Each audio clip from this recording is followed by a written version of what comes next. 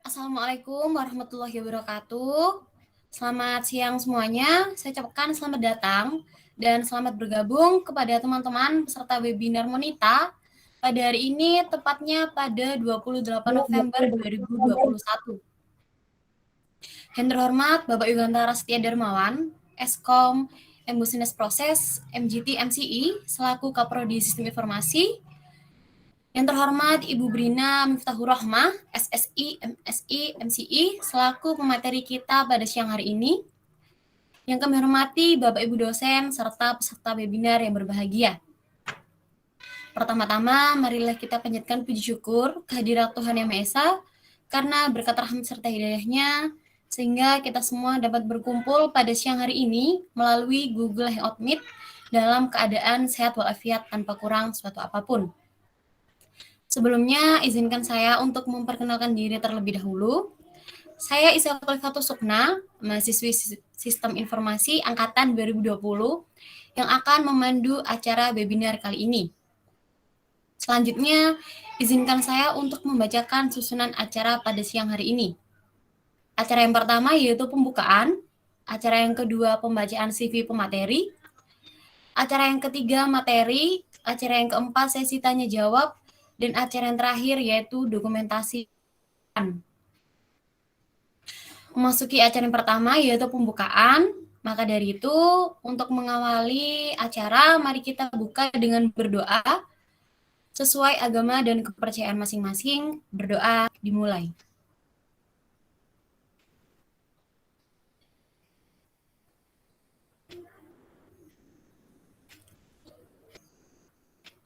Berdoa dicukupkan. Webinar Monita atau monitoring tugas akhir kali ini mengusung tema tips and trick menentukan topik serta penyusunan tugas akhir yang akan disampaikan oleh Bu Brina.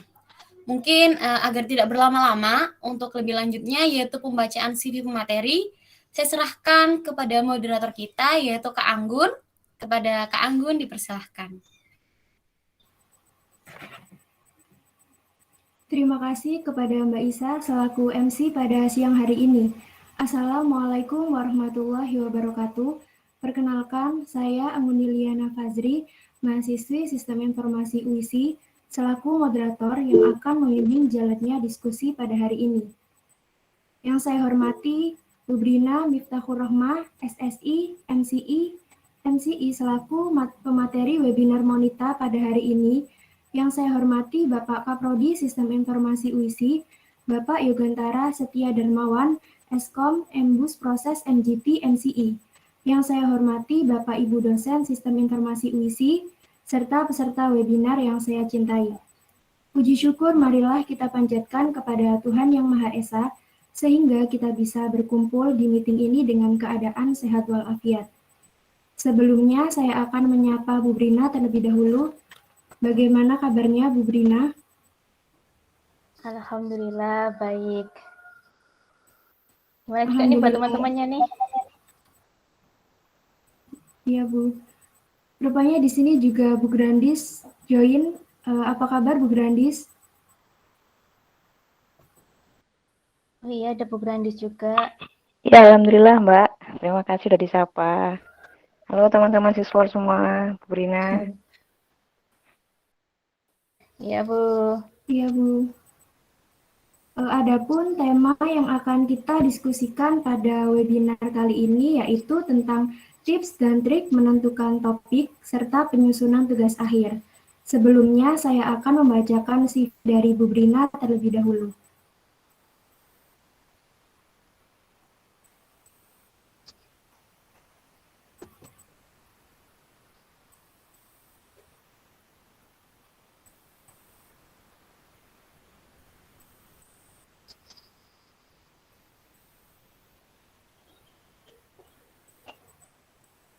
Jadi Bu Brina ini merupakan dosen Sistem Informasi UISI.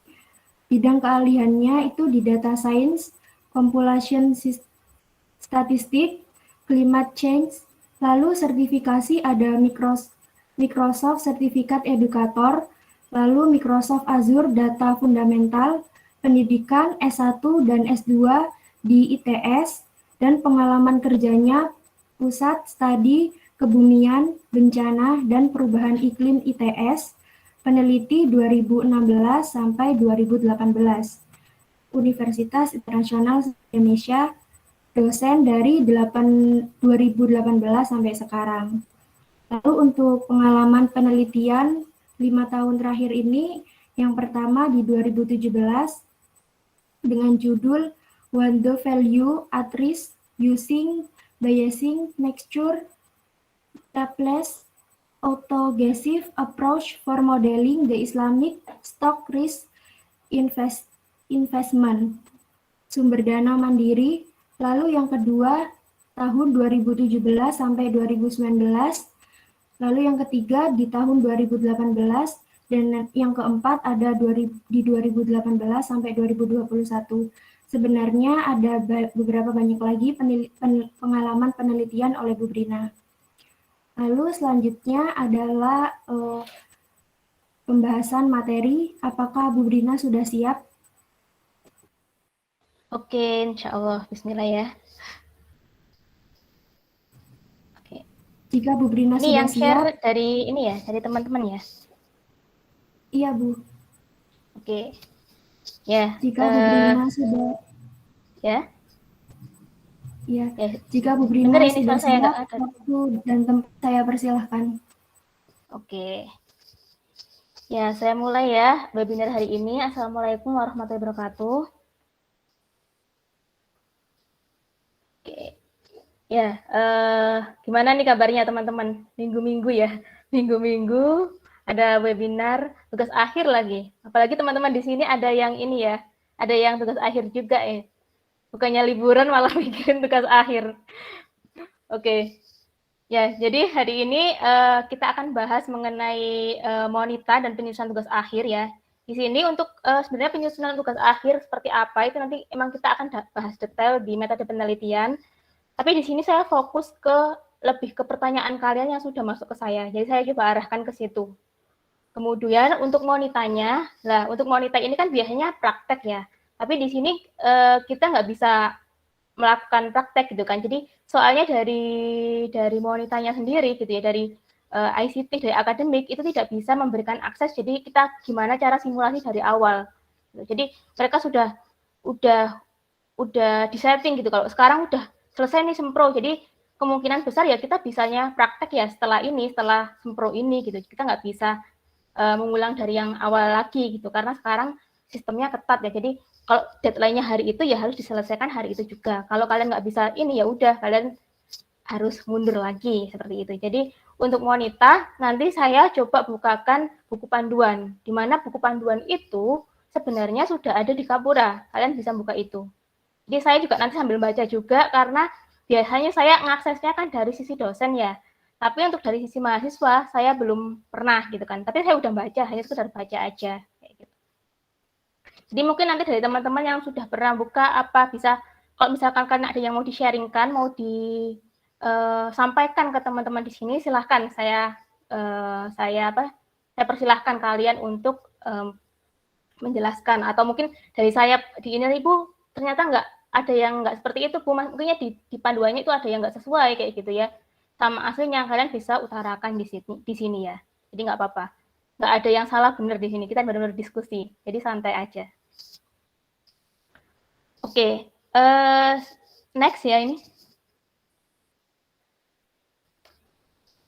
Oke, ya di sini kalian nanti akan menempuh mata kuliah ya bukan nanti ya, sudah menempuh ya. Mungkin teman-teman yang awal yang baru masuk, kalian akan menempuh mata perkuliahan itu normalnya 4 tahun, kayak gitu. Di sini saya membaca di pertanyaan ada yang tanya normalnya sih bukan normal ya. Kapan sih kita harus ngambil tugas akhir gitu kan? Ada yang tanya seperti itu.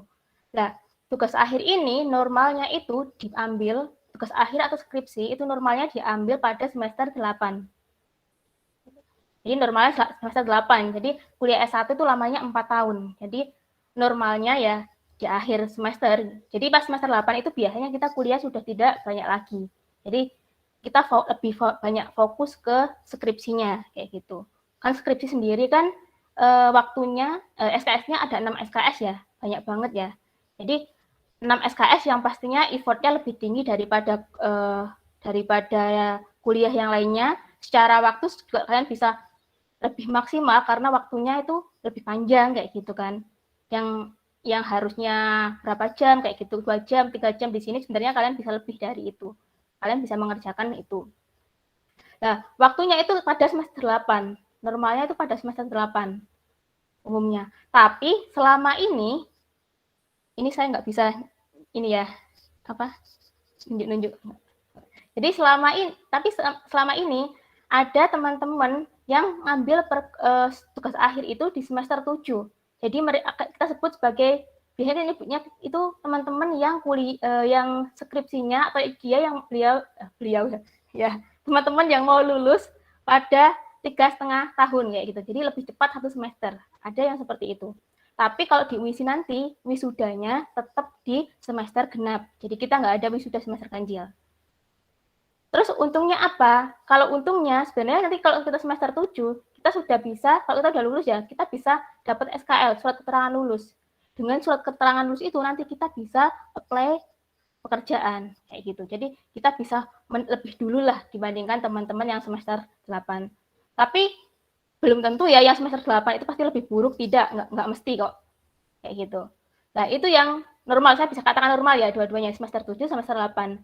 Ada lagi karena tidak bisa, pertama bisa jadi nggak selesai gitu ya, pas ngambil semester 8 tapi nggak selesai, biasanya jadi molor di semester 9.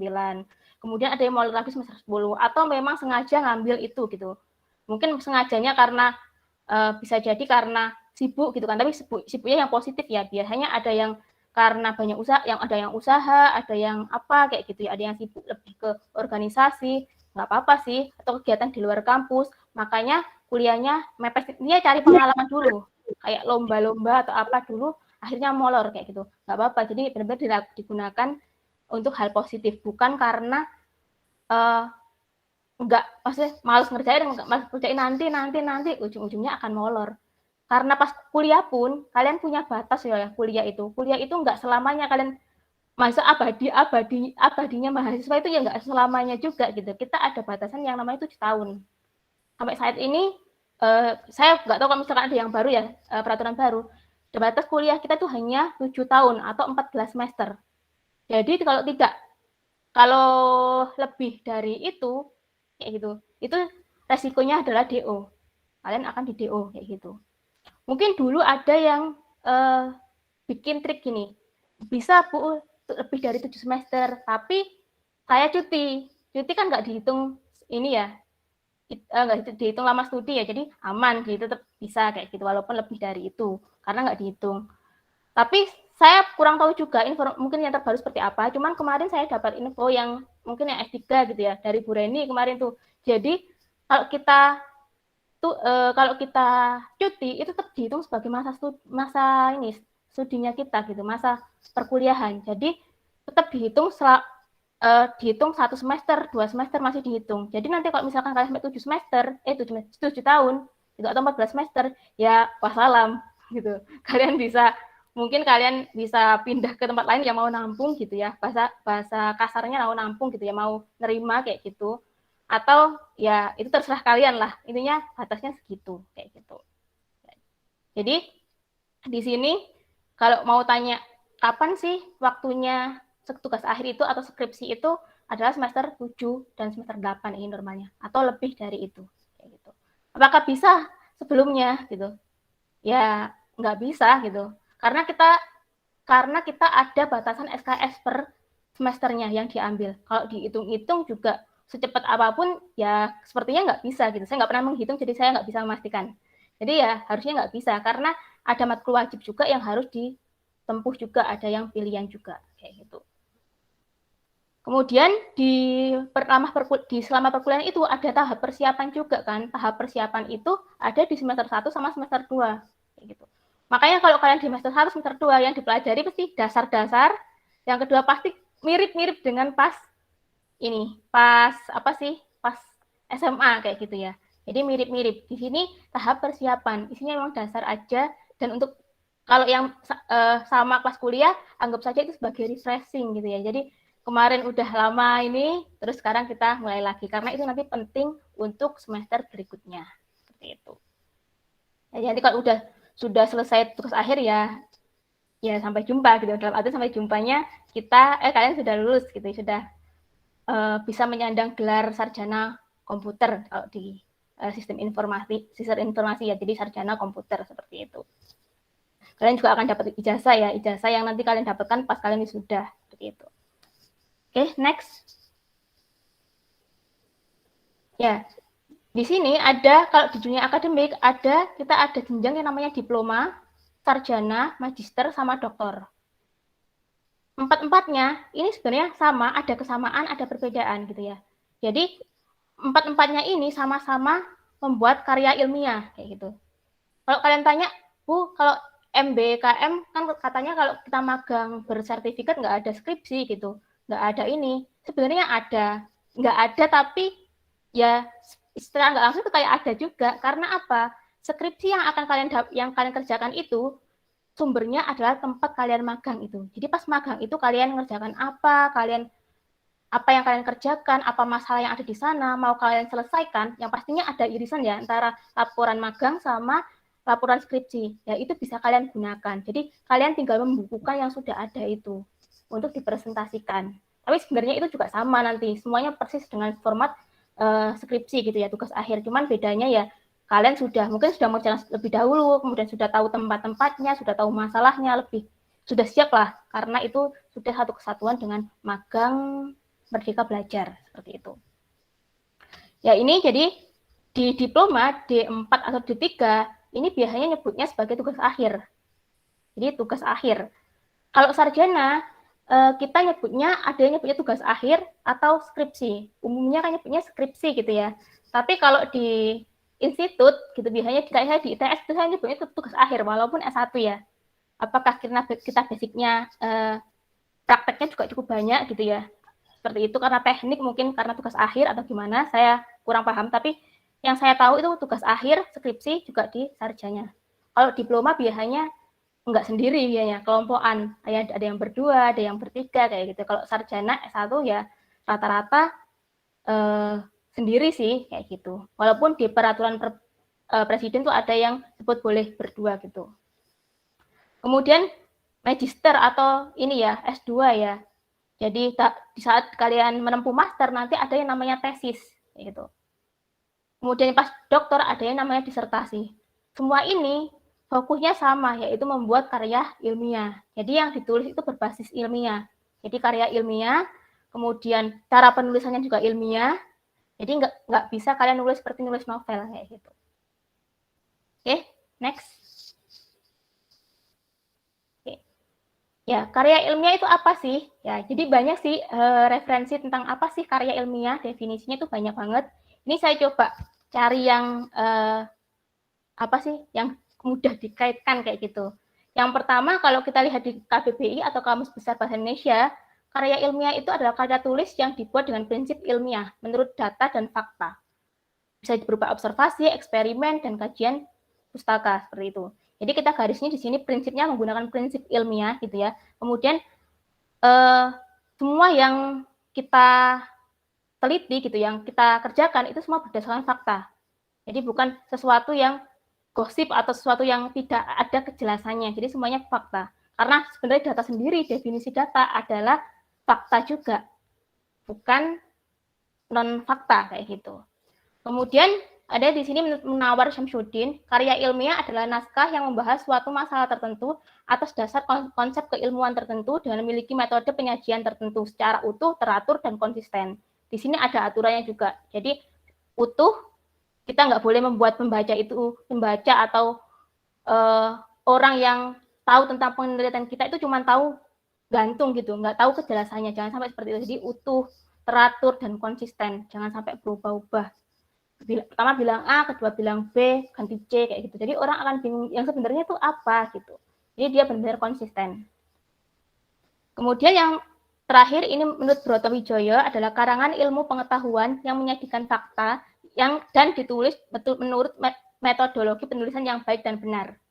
Gitu. Jadi kalau kita lihat dari 3 definisi ini, yang pastinya karya ilmiah itu ditulis dengan prinsip ilmiah, di mana prinsip ilmiah ini adalah ada aturannya gitu ya. Jadi hal-halnya utuh, teratur, konsisten, kemudian ada beberapa lagi yang nanti dijelaskan di sini, dan di sini bersifat faktual. Jadi bukan sesuatu yang tidak jelas kayak gitu. Jadi jangan karena menurut sendiri atau apa, bukan, tapi benar-benar fakta. Semua didasarkan dengan fakta kayak gitu. Oke, next. Nah, ini ciri-ciri karya ilmiah ya. Ini coba saya dari referensi ya tentang karya ilmiah ini. Jadi yang pertama adalah reproduktif. Jadi mudah dipahami oleh pembaca. Nah, di sini kenapa sih kita kok tulisnya harus bagus gitu kan? Kenapa sih kok mesti biasanya kalau kalian skripsi gitu ya, perut apa kok masih ada yang tanya gini-gini. Nah, bisa jadi itu memang tulisan kalian itu nggak dipahami gitu. Maksudnya orang yang baca itu nggak paham gitu. Kalau kita ngomong, paham si ini aja paham gitu, si A aja paham, masa nggak paham? Ya karena setiap orang beda-beda gitu ya. Jadi fokus kita, yang kita tulis, yang kita sajikan, itu pastikan pembaca itu paham. Jangan sampai pembaca itu nggak paham gitu dengan apa yang kita tulis. Kayak gitu. Jadi itu syarat yang pertama. Yang kedua, yang ciri-ciri yang kedua yang adalah tidak ambigu. Jadi bahasanya itu jangan ambigu, jangan membuat orang multitafsir kayak gitu. Jadi jangan misalkan apa ya, ruang kelas mahasiswa baru berada di T102 misalkan. Ruang kelas mahasiswa yang baru atau ruang kelas mahasiswanya yang mahasiswa baru gitu. Mahasiswa yang baru atau ruang kelas mahasiswa yang dia ruangannya itu baru kayak gitu. Jangan sampai membuat kalimat yang membuat orang itu multitafsir. Jadi seperti itu. Jadi jangan sampai ambigu. Itu ciri-cirinya. Yang ketiga, objektif, tidak berdasarkan perasaan atau emosi penulis. Ya, ini biasanya sering terjadi. Soalnya menurut saya, menurut Bu ini, jangan seperti itu. Jadi pastikan tulisan atau penelitian yang kalian teliti itu benar-benar ada dasarnya gitu. Walaupun itu dari pengalaman si penulis, tapi cari gitu ya, cari bukti bahwa itu benar-benar nyata kayak gitu. Misalkan nih, si peneliti merasa, oh selama ini karena pandemi ini, saya ngamati sekitar nih, banyak misalkan banyak orang yang rugi kayak gitu ya, banyak orang yang merugi gitu. Nah, ini mungkin iya, memang banyak yang merugi, tapi di karya ilmiah pastikan bahwa benar-benar itu adalah fakta. Nah, kalian coba cari pendukung lain. Mungkin dari artikel, ada yang membahas, tentang banyak yang merugi. Ini loh artikel ini kayak gitu. Atau artikel nggak ada yang bahas. Saya coba basicnya dari data. Jadi bukan ini kayak data yang sudah biaya kalau BPS atau apa itu datanya ada yang dieksplor gitu, udah dieksplor. Jadi kita coba eksplorasi data dulu. Oh, ternyata selama pandemi ini pendapatan tiap kabupaten atau daerah itu menurun loh. Nah, mungkin ini bisa jadi salah satu bukti bahwa selama pandemi ini memang ini banyak orang gitu ya yang mengalami penurunan pendapatan atau yang lain gitu, itu sebagai bukti. Nah, di situ baru kita teliti misalkan kenapa kok bisa seperti itu gitu. Dan penyebabnya apa? Nah, itu baru kita teliti. Jadi benar-benar bukan menurut saya kayaknya sih perasaan saya, apalagi main perasaan, jangan ya di sini jangan main perasaan kayak gitu. Di sini bukan saatnya main perasaan, tapi benar-benar sifatnya harus objektif. Kemudian bahasa yang digunakan ini harus baku dan penulisan yang tepat.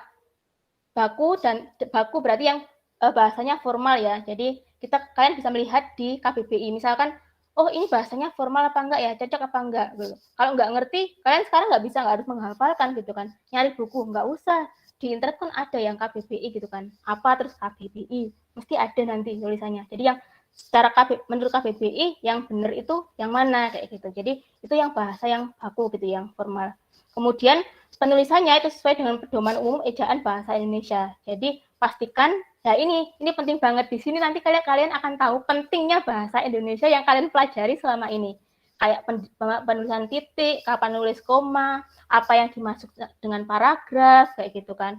Paragraf ada yang namanya gagasan utama, ide utama, gagasan penjelas. Di situ pasti dibutuhkan di sini secara nggak langsung. Nanti kalian ini jadi satu paragraf itu jangan cuma satu kalimat ya sudah terus kayak gitu. Jadi nggak ada penjelasnya gitu, nggak ada ini mau jelasin apa sih, nggak ada gagasan utama, nggak ada penjelas kayak gitu. Itu bukan paragraf kayak gitu. Jadi bisa disesuaikan kayak gitu. Makanya penting. Terus kalimat konsisten itu seperti apa? Ada kan kayak gitu di apa sih namanya di bahasa Indonesia.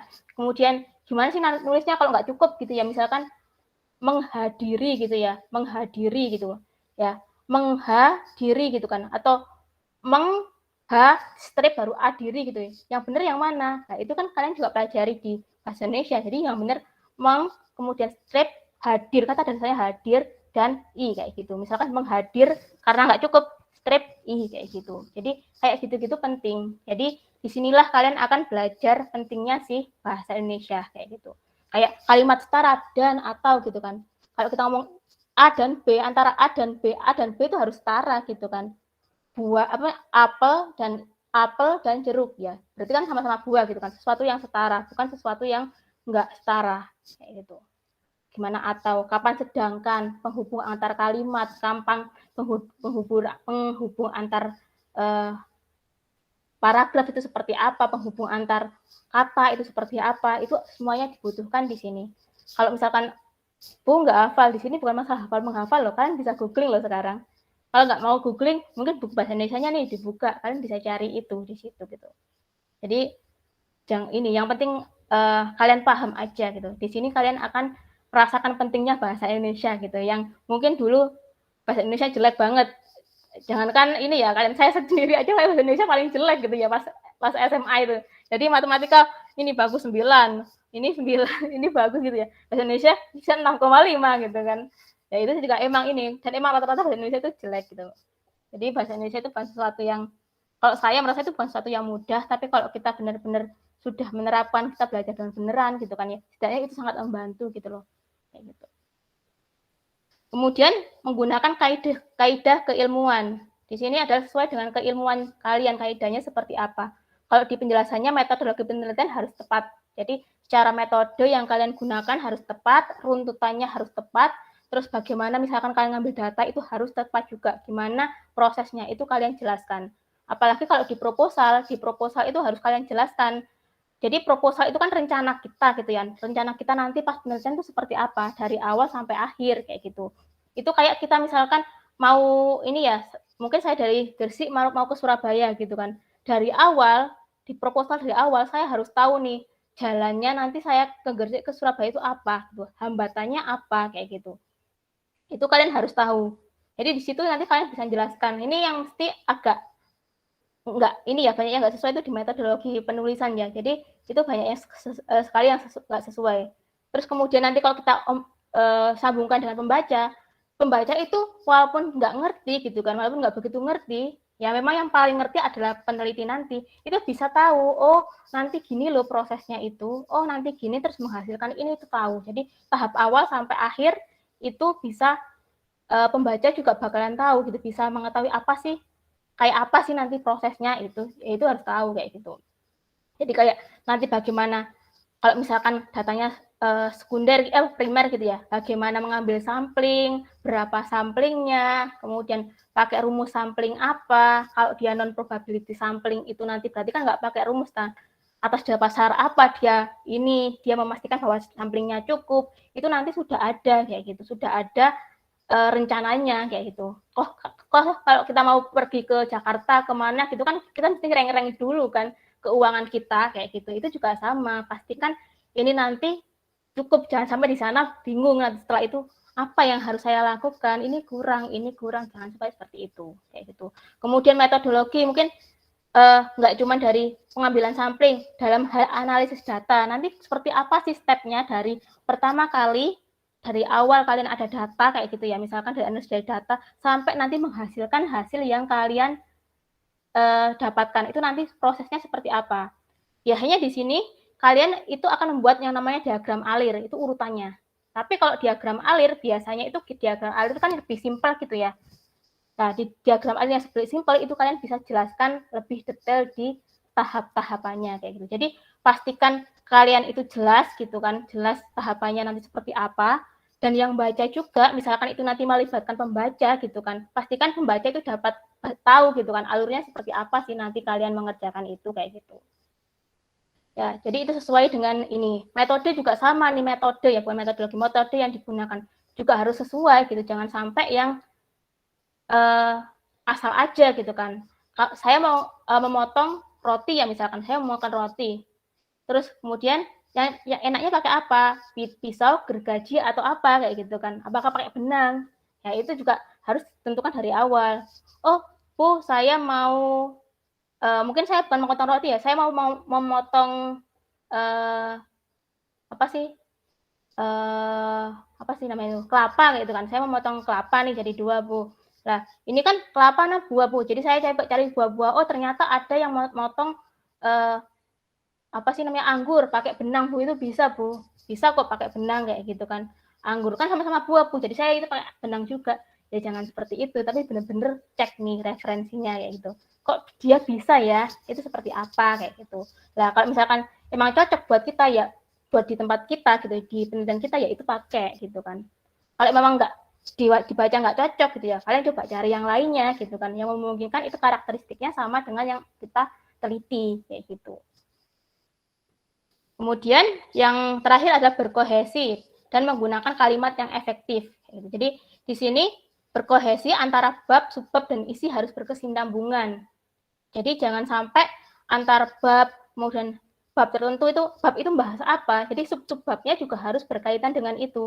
Subbabnya apa, itu juga harus isinya, isi di subbab itu juga harus menggambarkan subbab itu yang ditulis itu. Jadi misalkan subbabnya adalah sumber data gitu, ya jelaskan tentang sumber data kayak gitu. Datanya dari mana? Misalkan metode tahapan pengambilan data ya, isinya pasti tahapan pengambilan data kayak gitu kan. Tahapannya kalian jelaskan, jangan sampai tahapan pengambilan data tapi isinya itu bukan tahapan pengambilan data tapi lebih ke analisis datanya, ya gak nyambung kayak gitu. Jadi pastikan seperti itu. Kemudian efektif, tidak bertele-tele. Nah ini jangan sampai penelitian ini biasanya itu ya misalkan di latar belakang nih panjang, biar tebel Bu. Kita nggak bermain tebel-tebelan ya. Yang baca pusing nanti kalau misalkan udah tebel ya, kalau beruntut sih oke gitu kan, memang sesuai gitu kan. Tapi ada sampai 5, 6 atau sampai 7 halaman gitu ya. Yang ujung-ujungnya yang semua itu cuman basa-basi aja. Maksudnya itu bukan sesuatu yang melatar belakangi permasalahan ini gitu kan. Masalahnya apa sih? Masalahnya saya nggak bisa motong jeruk gitu kan. Permasalahannya di sini udah bahasnya ke lain kayak misalkan tentang perkuliahan atau apa sesuatu yang nggak nyambung sama sekali kayak gitu. Jangan sampai seperti itu, bertele-tele gitu, jangan sampai. Jadi benar-benar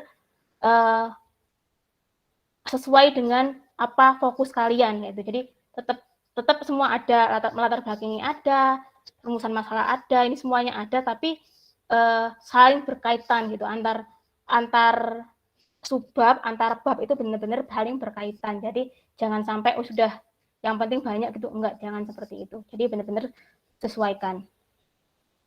Kalau pengen memastikan bahwa laporan saya sudah bagus atau tidak gitu kan, sudah bisa dipahami oleh pembaca, kalian bisa memberikan 2 atau 3 teman kalian untuk membaca itu kayak gitu kan. Atau kalian tukeran nih apa sih namanya bukunya, kalian tukeran buku skripsi, suruh baca apa sih yang salah kayak gitu kan. Ya itu tanya kalian, tanya dulu gitu kan. Kalau misalkan oh ini nggak ada yang salah gitu kan. Kalau misalkan mereka bilang ini nggak ada yang salah, jangan langsung yakin, bisa jadi nggak dibaca. Atau yang penting oh ya sudah kayak gitu ya. Coba kasih pertanyaan ke mereka, bener nggak sih mereka sebenarnya paham dengan yang saya tulis kayak gitu. Itu salah satu caranya. Jadi itu nanti juga bisa meminimalisir kalian direvisi. Nggak mungkin kalau nggak direvisi, karena nanti di situ juga ada yang namanya pembimbing, penguji, ada banyak, bahkan audiens aja yang nonton itu biasanya kan kita minta buat bertanya, memberikan masukan lah. Itu bisa jadi nanti itu juga membuat laporan kalian direvisi gitu kan. Karena kita satu kepala dan banyak kepala itu nanti pasti beda gitu kan. Seperti itu. Next. Ya. Ide. Bu, saya bingung Bu, ide skripsi saya apa gitu. Jadi, kalau kalian pengen dapat ide, kalian bisa ambil dari berbagai sumber. Yang paling bisa gampang ya kalian dapatkan tuh ya. Kalian coba baca tugas akhirnya senior kalian, kakak tingkat kalian kayak gitu. Di tugas akhir pasti di bagian akhir ada yang namanya saran. Pasti ada saran. Saran itu adalah isi dari lingkup penelitian. Jadi sebenarnya itu bisa diteliti, tapi di situ mereka nggak meneliti karena ada kendala A, B, C, D kayak gitu. Jadi ada, intinya penelitian pasti ada batasannya. Karena kalau kita meneliti, itu pasti pengen tahu terus. Kok bisa gini ya? Kok bisa gini? Nggak bakalan ada ujungnya gitu. Makanya di penelitian ada batasannya. Nah, yang nanti yang nggak bisa diteliti, dan itu sebenarnya penting untuk diteliti, itu biasanya dimasukkan di saran. Jadi kalian bisa lihat sarannya dari tugas akhir kakak tingkat kalian. Toh sekarang kakak tingkatnya udah banyak nih ya, dari UISI aja udah banyak kayak gitu, udah banyak. Kemudian kalian coba nih ini ya, atau mungkin kalian mau fokusnya ke bidang keilmuan tertentu, kalian ambil aja nih tugas akhirnya kayak gitu. Kemudian kalian cek sarannya, oh sarannya gini-gini, kenapa kok mereka kok Mas Mbak ini nulis ini sebagai saran gitu kan? Coba kalian dalami apa sih isinya kayak gitu. Oh saya tahu kayak itu. Sarannya adalah diminta untuk menambahkan variabel karena yang faktor yang mempengaruhi misalkan gizi buruk gitu kan, itu nggak cuma ini aja, masih ada faktor lain kayak gitu. Apa saja? Nah coba kita cari nih.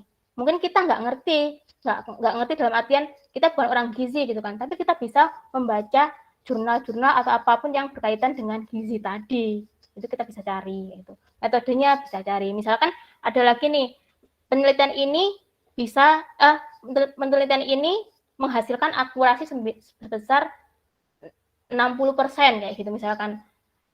Terus sarannya diminta untuk mencoba metode lain yang bisa membuat penelitian ini lebih akurat kayak gitu daripada yang sudah ada di situ. Nah, kalian coba bisa mencari datanya, apa paper-paper atau tugas akhir yang kalian refer kayak gitu, cari. Oh, ini bisa nih cocok ke sini ya. Itu udah jadi tugas akhir kayak gitu. Karena S1 itu sebenarnya kalian menerapkan apa yang kalian pelajari pas kalian kuliah. Itu yang KKN ininya ya minimalnya ya bisa lebih dari itu kayak gitu. Misalkan yang kalian pelajari di kuliah itu nggak bisa mengatasi data yang real misalkan atau kasus yang real, kalian bisa membaca itu yang lainnya yang lebih tinggi kayak gitu. Tapi kan setidaknya kalian sudah tahu basicnya kayak gitu. Jadi harus tahu basic dulu baru yang ke atasnya. Jadi ini ide itu bisa bermacam-macam nih, bisa fenomena di sekitar kayak gitu. Misalkan saya kayak gini ngajar kuliah gitu. Ini kok teman-teman mahasiswa kok banyak ya yang off cam itu. Kenapa ya? Nah itu kan jadi bisa latar belakangi saya untuk melakukan penelitian. Kenapa ya? Nah, kata-kata kenapa ingin tahu itu bisa jadi sebuah ide juga untuk kita melakukan penelitian. Kenapa ya gini-gini? Coba kita cari tahu. Mungkin ada ini, oh di tempat lain tuh ada yang bilang nih, ternyata yang mempengaruhi teman-teman apa sih namanya? Teman-teman nggak on cam itu karena yang pertama karena internetnya itu misalkan apa namanya jaringannya jelek. Yang kedua, oh saya cari lagi di paper yang lain, mungkin ini ada referensinya ya. Oh ternyata yang mempengaruhi itu kalau dia tadi bilangnya jaringannya, yang satunya bilangnya adalah karena males. Jadi kalau di off cam kan nggak kelihatan tuh mau tidur mau apa kayak gitu kan. Nah, bisa dimasukkan lagi kayak gitu. Oh ya saya menggabungkan nih dari dua ini, mungkin nggak sih gitu kan. Jadi ada lagi saya masukkan lagi karena itu ya faktor-faktor itu misalkan saya di penelitian lain itu digunakan di kampus lain gitu kan, tapi belum tentu di objek penelitian kita di fokus penelitian kita di WISI itu bakalan sama kayak gitu, belum tentu sama, bisa jadi mungkin sama, itu berpengaruh juga. Tapi berapa besar pengaruhnya itu pasti beda lagi kayak gitu. Mungkin ada faktor lain, ya itu juga bisa cari-cari. Jadi dari fenomena sekitar kayak gitu. Terus kayak gini mungkin saya gini ya, saya lihat-lihat nih, loh kok ini ya banyak petani yang merugi ya, tiba-tiba apa sih namanya tanamannya busuk, tiba-tiba ada yang nanam nggak tumbuh. Kenapa ya? Nah itu kalian bisa cari tahu kenapa ya, apa yang terjadi, itu supaya jadi sebuah masalah. Bisa kalian teliti. Nah untuk meneliti apa? Meneliti itu gimana? Nah itu kalian bisa sesuaikan dengan keilmuan kalian sih kalau skripsi itu. Kalau kalian misalkan mau mengkombinasikan dengan sekarang kan lagi musim ya multidisiplinary ilmu ya, jadi kalian bisa saya butuh anak PIN nih, nah kalian bisa kolaborasi, nanti skripsinya itu saya bagian ininya, mereka bagian ininya, bisa bareng-bareng kayak gitu. Jadi fenomena yang ada di sekitar kita itu bisa jadi apa sih namanya sebuah ide gitu. Kadang saya tidur aja dapat ide gitu dari mimpi gitu. Mimpi bener nggak sih kayak gitu kan. Jadi santai-santai ada ide. Cuman biasanya saya nggak tulis gitu kan. Tapi yang enak itu yang ditulis kayak gitu. Jadi ada ide apa, ada masalah apa ditulis itu enak. Jadi suatu saat kalau mau diteliti silakan diteliti. Yang kedua ini ada laporan tugas akhir yang tadi saya bilang dari kakak tingkatnya. Kemudian ada jurnal, proceeding, publikasi yang lain-lainnya, ya itu bisa kalian baca. Ya, kalian baca. Cari yang kalian paham gitu kan. Mana yang kalian, misalkan saya nggak tahu apa Bu gitu kan, tapi setidaknya tahu lah fokusnya kemana. Cari yang jurnal yang sistem informasi. Sistem informasi apa aja kayak gitu. Mana sih yang saya ini kayak gitu, yang saya pahami gitu. Coba dicari-cari kayak gitu. Itu bisa kalian dapat ide dari jurnal itu. Misalnya dari jurnal ini, kok jurnalnya ini masih ada kekurangan nih. Biasanya jurnal, kalau jurnalnya bagus biasanya itu ada ya kayak saran gitu. Jadi mereka ada batas, maksudnya bukan batas, ada kekurangan gitu, biasanya disebutkan juga masalahnya itu di sini loh kayak gitu. Nah itu bisa kalian gunakan kayak gitu. Jadi kalian bisa baca jurnal-jurnal. Jadi jurnal proceeding gitu. Dari internet, TV dan media lainnya kayak gitu. Ya kalau kalian lihat cari Google ya, di Google berita gitu ya tentang apa misalkan, karena saya anak petani nih, karena saya anak petani, saya pengen nih ngulas tentang kasus pertanian nih, saya ulas, coba saya cari tentang pertanian gitu kan, searching, terus nanti di berita, di situ banyak artikel-artikel dari sumber-sumber yang biasanya cuma koran elektronik gitu ya, sumber-sumber yang terpercaya yang bahas mengenai berita-berita seperti itu kayak gitu. Oh ternyata berita selama ini banyak yang pertaniannya itu apa sih namanya kebanjiran apa kayak gitu tuh. Nah ini saya pengen teliti kenapa kok bisa begitu atau gimana mengatasi itu, ya itu bisa saya teliti kayak gitu. Jadi dari info-info itu atau mungkin dari selentingan tetangga gitu ya, jadi selentingan yang bagus-bagus aja gitu kan, ada selentingan tetangga gini-gini, ini kok gini-gini pupuk kok mahal apa gitu kan. Oh bener nggak sih omongannya, coba nih cek nih harga pupuk, berita banyak yang bilang kayak gitu nggak, oh ternyata iya kayak gitu. Nah coba nih saya teliti apa sih namanya efek naik turunnya pupuk kayak gitu ya terhadap produktivitas pertanian itu seperti apa ya. Selain naik turunnya itu ada nggak sih faktor lain yang mempengaruhi misalkan seperti itu bisa jadi ide penelitian juga gitu. Oh Bu ternyata ada Bu, tapi di daerah ini untuk produktivitas padi Bu kayak gitu kan, di daerah udah ada paper itu udah bagus, udah jadi gitu, udah ada hasilnya juga, tapi dia padi gitu kan. Nah di sini saya mau coba yang lain nih, misalkan sayuran. Kenapa kok sayuran? Karena sayuran sama padi itu ya beda gitu kan. Jadi udah beda. Jadi saya coba ruang lingkupnya beda kayak gitu. Ya itu bisa. Atau mungkin sama padi, tapi saya coba di area yang beda gitu kan. Area berbeda ini benar-benar saya bisa buktikan bahwa ini berbeda loh. Yang satunya di pegunungan, yang satunya di dataran rendah, misalkan seperti itu. Itu sudah jadi masalah juga gitu kan. Jadi ada ini terus tiba-tiba ada masalah ini gitu kan. Langsung nanti untuk mengatasi itu saya punya tujuan nih, saya akan melakukan ini untuk dapatkan hasil itu supaya nanti produktivitas itu tinggi kayak gitu, atau supaya saya tahu nanti nih faktor-faktor yang mempengaruhi produktivitas itu apa aja, terus pengaruhnya berapa besar, jadi saya bisa memberikan rekomendasi kayak gitu. Atau mungkin ini ada lagi nih dari salah satu kebetulan anak bimbing saya gitu ya, misalkan masalah climate gitu kan, dia memprediksi perubahan iklim nih, jadi dia melakukan forecast ke depan seperti apa. Tujuannya apa? Mungkin nanti kita dari sistem informasi bisa loh membuat aplikasi yang bisa mendeteksi gitu ya, mendeteksi kira-kira kapan nih kita harus nanam, kapan nih kita harus panen biar nanti bagus kayak gitu.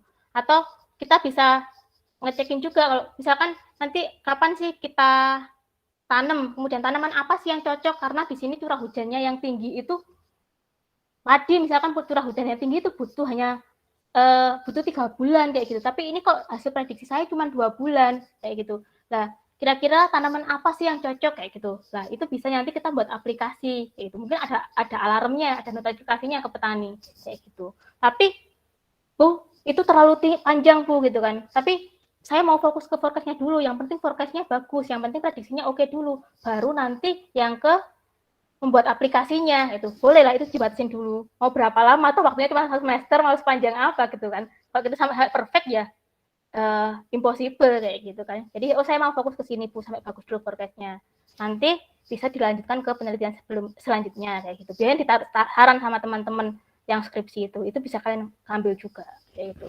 Dari TV, berita TV, media dan lain-lain itu kan banyak kan. Terus public policy itu kan juga banyak ya, kebijakan-kebijakan. Itu kan ada kayak kebijakan pemerintah tentang pangan, ketahanan pangan dan lain-lain. Nah, itu bisa jadi fokus penelitian juga. Observasi. Ya, jadi mungkin kalian tadi punya selentingan ABC itu, tapi saya paling memaksikan nih mau observasi gitu ya, mau observasi dulu kayak gitu. Pra-observasi atau mungkin ada yang observasi kayak gitu ya. Saya ini ya luas gitu ya, jadi mau apa yang diobservasi ya kalian bisa melakukan observasi untuk mendapatkan ide gitu kan. Oh bener nggak sih saya observasi dulu nih kayak gitu, boleh seperti itu. Kemudian pengalaman peneliti ya ini boleh nih, tadi saya bilang kan sebenarnya nyambung satu sama lain nih ya. Pengalaman peneliti punya pengalaman apa gitu kan, pengalaman manis kah atau pahit kah gitu kan. Mau manis pahit masukkan aja gitu kan, selama di situ tujuannya untuk mencari solusi. Tapi nanti kalau dibuat penelitian pastikan semua itu berdasarkan fakta yang ada. Yang terakhir adalah ada seminar dan workshop. Ya, seminar ini kalian bisa mengikuti, ada seminar-seminar, misalkan ada conference di mana kayak gitu, kalian bisa mengikuti itu kan banyak kan. Workshop kalian bisa ikuti.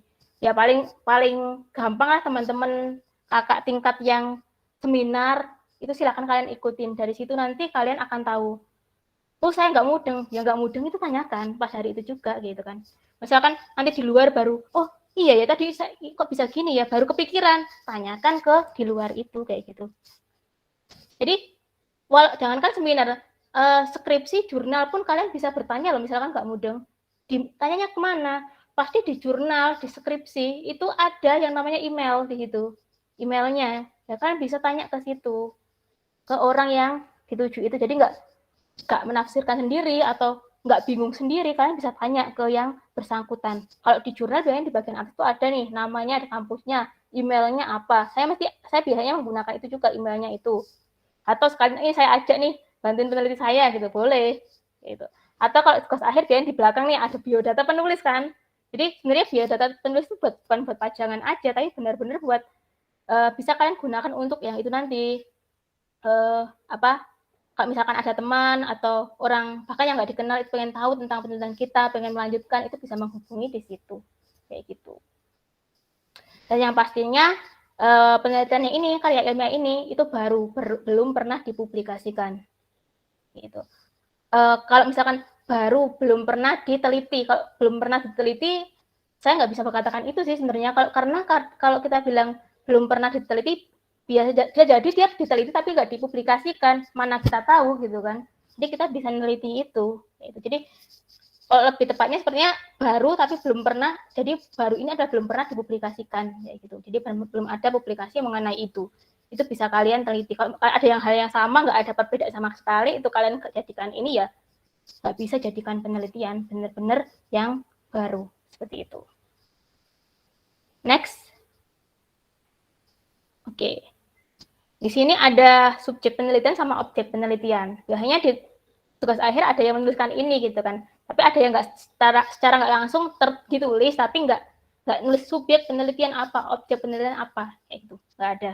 Jadi kalau dari pengertiannya, subjek penelitian adalah informan, sumber data, narasumbernya, orang yang dimintai informasi tadi ya, data atau apa yang mendukung penelitian kita, itu namanya subjek penelitian. Bisa individu, bisa masyarakat, bisa perusahaan atau instansi, bisa organisasi, bisa apapun lah kayak gitu. Jadi dia jadi subjek penelitian kayak gitu.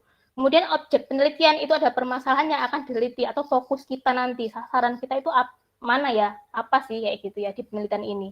Contohnya ini saya ambil ya dari jurnal teknologi informasi gitu ya. Jadi pemetaan sebaran data buta aksara dengan sistem informasi geografis dan database engine gitu.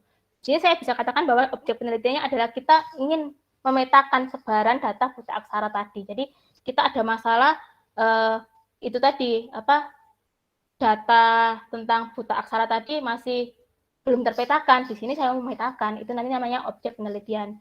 Subjeknya apa? Ya, subjeknya ya bisa jadi data itu tadi, data apa data buta aksara tadi gitu kan, atau mungkin subjeknya adalah masyarakat karena datanya belum ada, ya saya ambil di data-data dari buta aksara tadi yang ada, kemudian saya petakan masyarakat sekitar gitu, masyarakat Indonesia atau mana, itu nanti jadi subjek penelitian kayak gitu. Tapi biasanya ini enggak ditulis objek penelitian subjek. Ada yang iya, tapi ada yang enggak sih. Jadi ada tapi enggak langsung ditulis ini subjek sama dengan apa, itu enggak biasanya. Apalagi kalau tugas, apalagi kalau jurnal biasanya malah enggak kayak gitu.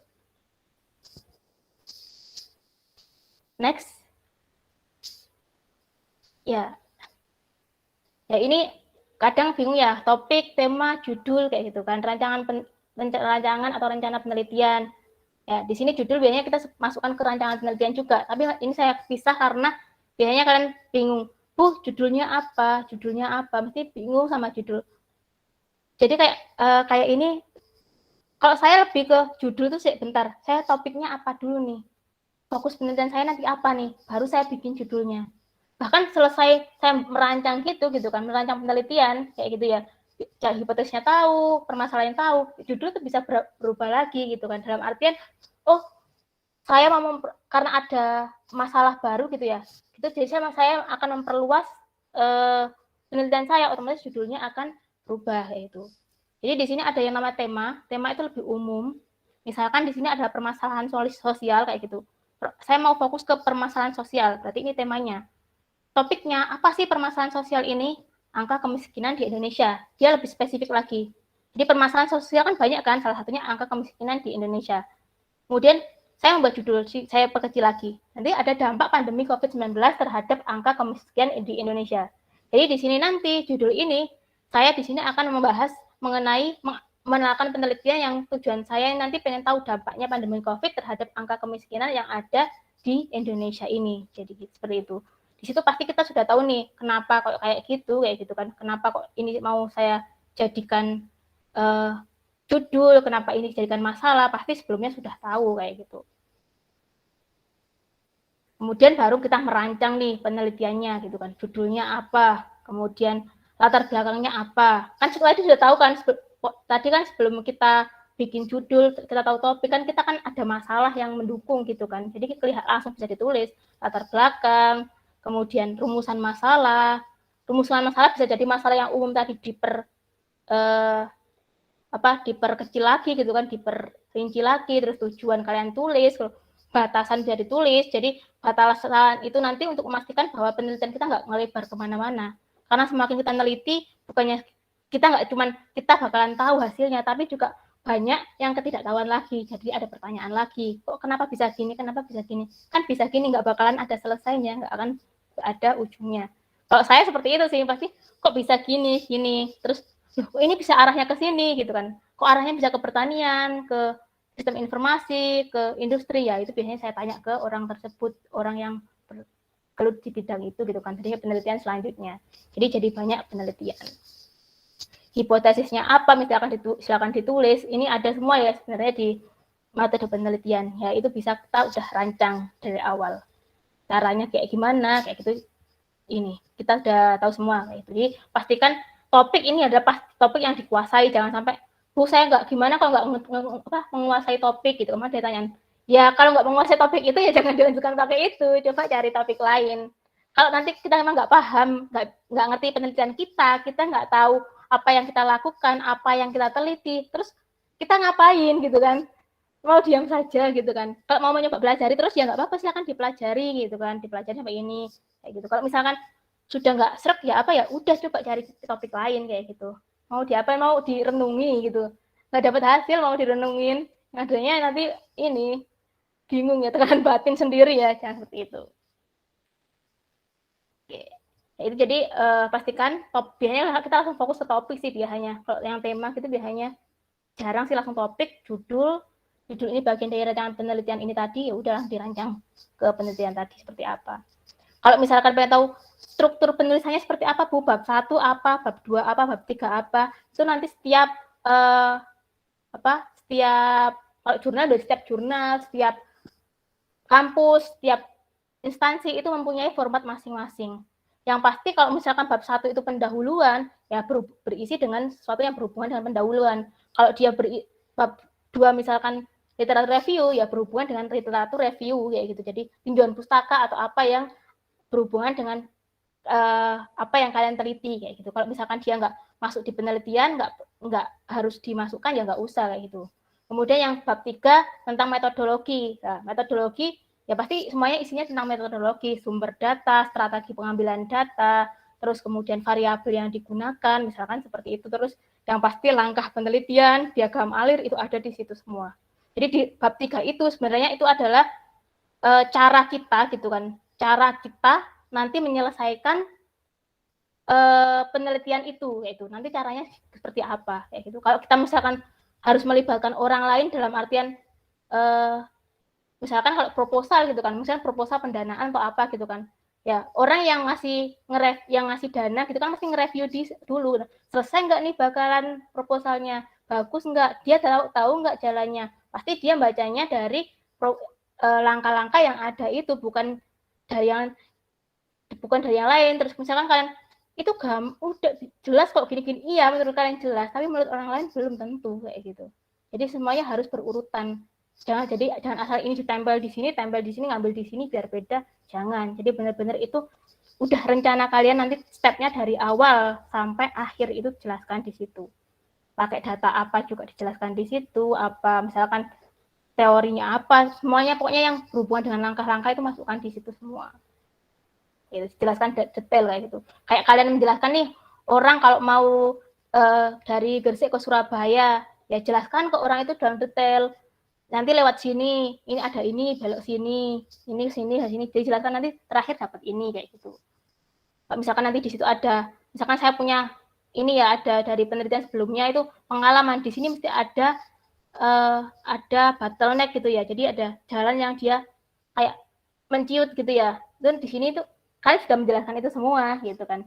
Katanya ini di sini ada ini loh, ini kayak gitu. Jadi sudah tahu semuanya hambatan yang akan kalian hadapi, terus tahu jalurnya, menjelaskan ke orang lain yang mau ke sana pun itu akan enak juga karena kita tahu dari awal sampai akhirnya seperti apa kayak gitu. Jadi kita sudah jelas penelitian itu akan selesai dan waktunya juga pasti akan tepat kayak gitu. Jadi nggak bakalan bingung lagi. Itu tujuannya. Next. Ya, ini syarat topiknya. Ini yang pertama harus menarik perhatian penulis. Ya, jadi fokusnya ke penulis lagi ya. Jadi kalau itu menurut penulis menarik untuk diteliti dan penting ya silakan. Ya, kalian bisa menggunakan topik itu. Diketahui dan dikuasai oleh penulis. Nah, ini syarat kedua, diketahui dan dikuasai oleh penulis. Penulis harus menguasai. Jadi kalau ada pertanyaan, kalau nggak menguasai gimana kayak tadi ya? Ya harus dikuasai topiknya kayak itu. Ya belajar, membaca, cari referensi. Kalau emang sampai mentok nggak ini ya coba topik yang lain kayak gitu. Kalau memang nggak yakin dengan ini kayak gitu, jangan sampai saya nggak menguasai topik ya udah diem, jangan seperti itu. Jadi topik memang harus dikuasai oleh penulis. Kemudian harus sempit dan terbatas. Itu. Jadi harus ada batasannya. Walaupun itu bisa diteliti lebih panjang gitu kan. Tapi tetap ada batasannya. Pastikan ada batasan penelitian itu. Jadi fokusnya jelas. Nggak bakal gambiar kemana-mana. Kemudian untuk penulis pemula, hindari permasalahan yang baru dan kontroversial.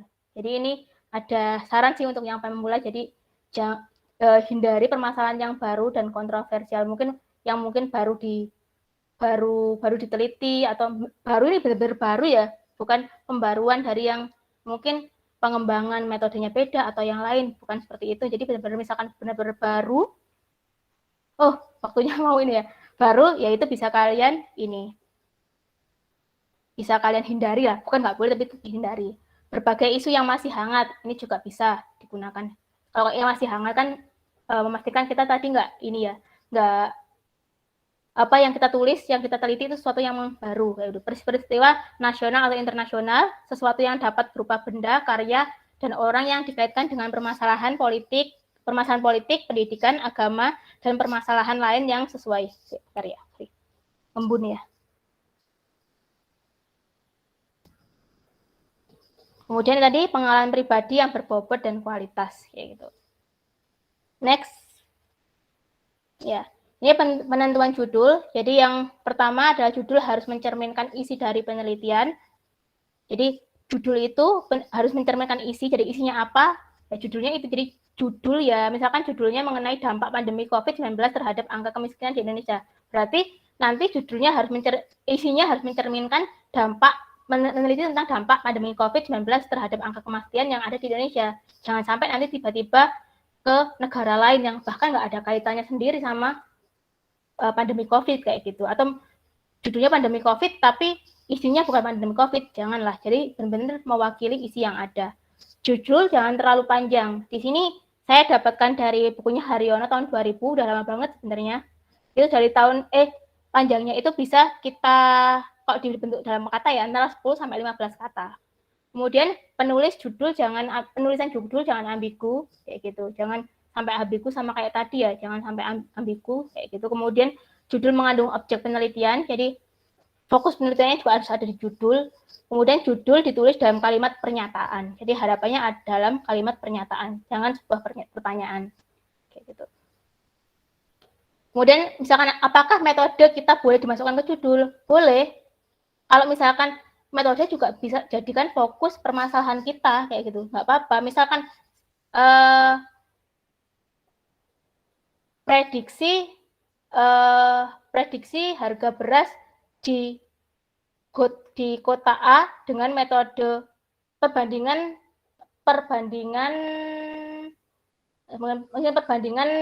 metode X dan Y lah, misalkan dalam memprediksi harga beras di kota X. Nah, di sini kan kita memang fokus ya. Jadi memang saya pengen mengkaji metode itu juga gitu. Misalkan saya memang mengkaji metode A sama B ini untuk melakukan prediksi kayak gitu. Jadi kalau misalkan itu memang jadi fokus utama, jadi saya pengen tahu mana sih metode yang paling bagus gitu ya, paling akurat dalam prediksi gitu ya. Ya sudah saya masukkan di di judul. Kalau misalkan metodenya bukan sesuatu fokus utamanya, tapi fokus utamanya saya memprediksi harga beras di kota X kayak gitu. Ya, misalkan itu bukan fokus utamanya di situ, jadi metodenya nanti bisa mengikuti dengan data yang kita dapat. Ya udah, berarti kita nggak usah masukkan metode itu di dalam situ karena fokusnya kita nanti untuk memprediksi kayak gitu, hanya prediksinya aja kayak gitu. Boleh. Intinya kalau misalkan kalau metode dimasukkan di judul ya sudah pastikan metode itu hal yang penting juga untuk diteliti tadi. Jadi objek penelitiannya juga jadi objek penelitian. Kayak gitu. Terus ada lagi yang penelitian judul ini nggak saya masukkan, soalnya kalau dibuat misalkan kayak rancang bangun dan lain-lain itu biasanya tidak dimasukkan itu lebih ke variabelnya, variabel dimasukkan. Jadi sesuatu yang akan diukur itu dimasukkan. Misalkan efisiensi apa, dampak apa, kayak gitu. Ada variabelnya. Sesuatu yang bisa diukur ya nanti efisiensi, kepuasan apa kayak gitu. Biasanya dimasukkan di judul. Tapi ini saya nggak masukkan. Kalau yang di referensi itu setidaknya minimal satu variabel masuk. Tapi kalau saya misalkan baca rancang bangun apa gitu, biasanya variabelnya memang nggak masuk kayak itu kan. Dengan rancang bangun aplikasi apa kayak gitu ya, nggak ada rancang bangun aplikasi ini untuk apa, biasanya nggak ditulis di situ juga gitu. Makanya di sini saya nggak masukkan kayak gitu. Kemudian next, Waktunya udah mepet ya. Ini ya list pertanyaan ya yang sudah saya dapat dari kalian.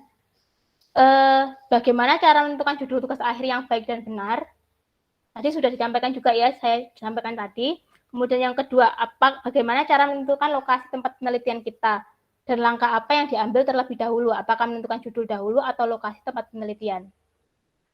Kalau ini tergantung ya. Kalau misalkan kalian nih sudah dapat, misalkan kalian dari magang gitu ya, magang lokasinya di situ, di tempat magang itu. Nah, dari tempat magang itu misalkan kamu fokus, oh tempatnya saya sudah dari sini, saya coba nih cari permasalahan yang ada di sekitar magang.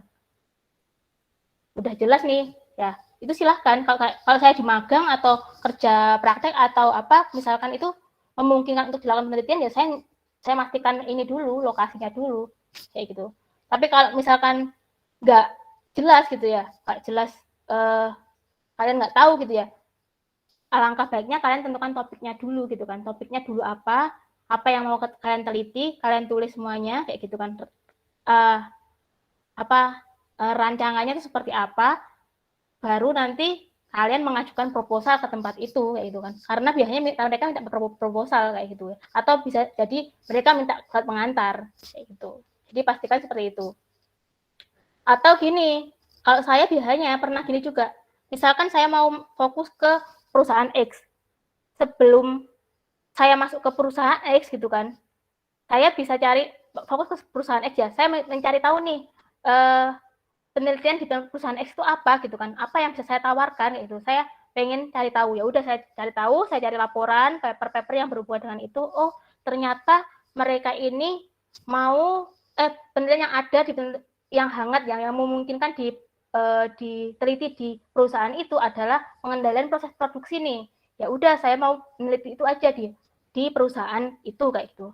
Nah kalian bisa melakukan pendekatan ke perusahaan itu, tanya kalau mau skripsi itu gimana, maunya gimana kayak gitu kan. Biasanya ada yang bilang, oh harus bikin proposal dulu. Nah kalau bikin proposal kan harus tahu juga nih topiknya, nggak mungkin saya nggak tahu mau apa kayak gitu kan, nggak mungkin kan. Kemudian atau mungkin ada yang gini, saya minta surat pengantar, mereka minta surat pengantar aja yang template-nya itu sudah ada yang seperti itu. Ya udah kalian tinggal nulis aja, nggak usah proposal. Tapi topik ya harus ada kayak gitu. Jadi ini tergantung nih kalau dari kerja magang, kemudian kalian kerja atau apa tempatnya sudah jelas, kalian bisa fokus di situ. Kalau misalnya kalian serk di situ kayak gitu. Kalau enggak ya coba yang pasti topiknya ada yang mau diteliti, baru nanti kalian cari lokasinya. Bu, kalau saya nggak ngerti tempat magang, nggak tahu lokasinya, perusahaan apa, ini, jangan bingung. Toh ada yang kita lakukan penelitian dengan data sekunder, data banyak yang dibuka. Kayak tadi angka kematian, angka kemiskinan dan lain-lain, data di BPS ada.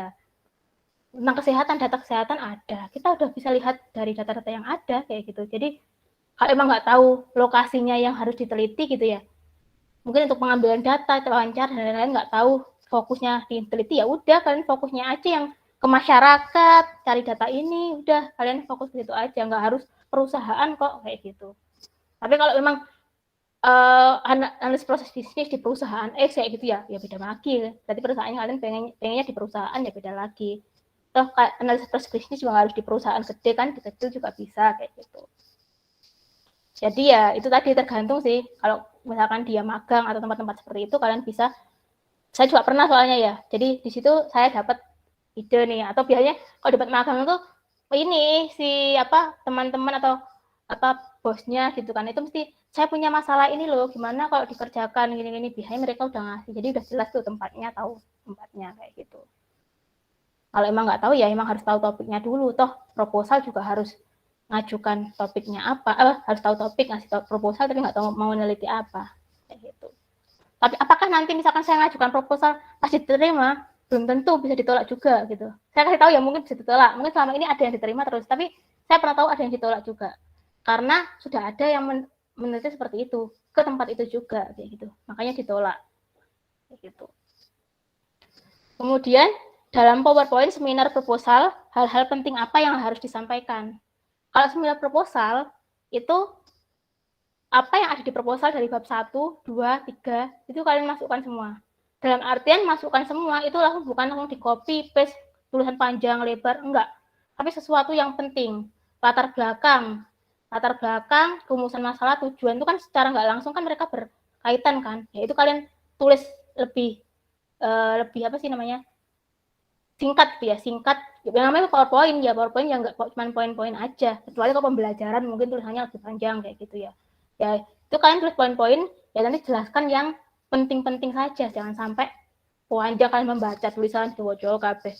Jangan seperti itu. Kemudian bab 2, jelaskan bab 2 itu yang benar-benar ya ringkasan juga yang penting banget untuk dijelaskan kayak gitu. Misalkan nggak kok definisi yang nggak begitu mendukung langsung di skip aja. Nanti mungkin yang dimasukkan tuh yang literatur review atau apa yang nanti ada hubungannya sama bab 3 secara langsung gitu ya. Nah itu nanti kalian tuliskan. Jadi misalkan di bab 3 nanti langkah-langkah ini, kemudian langkah-langkahnya nanti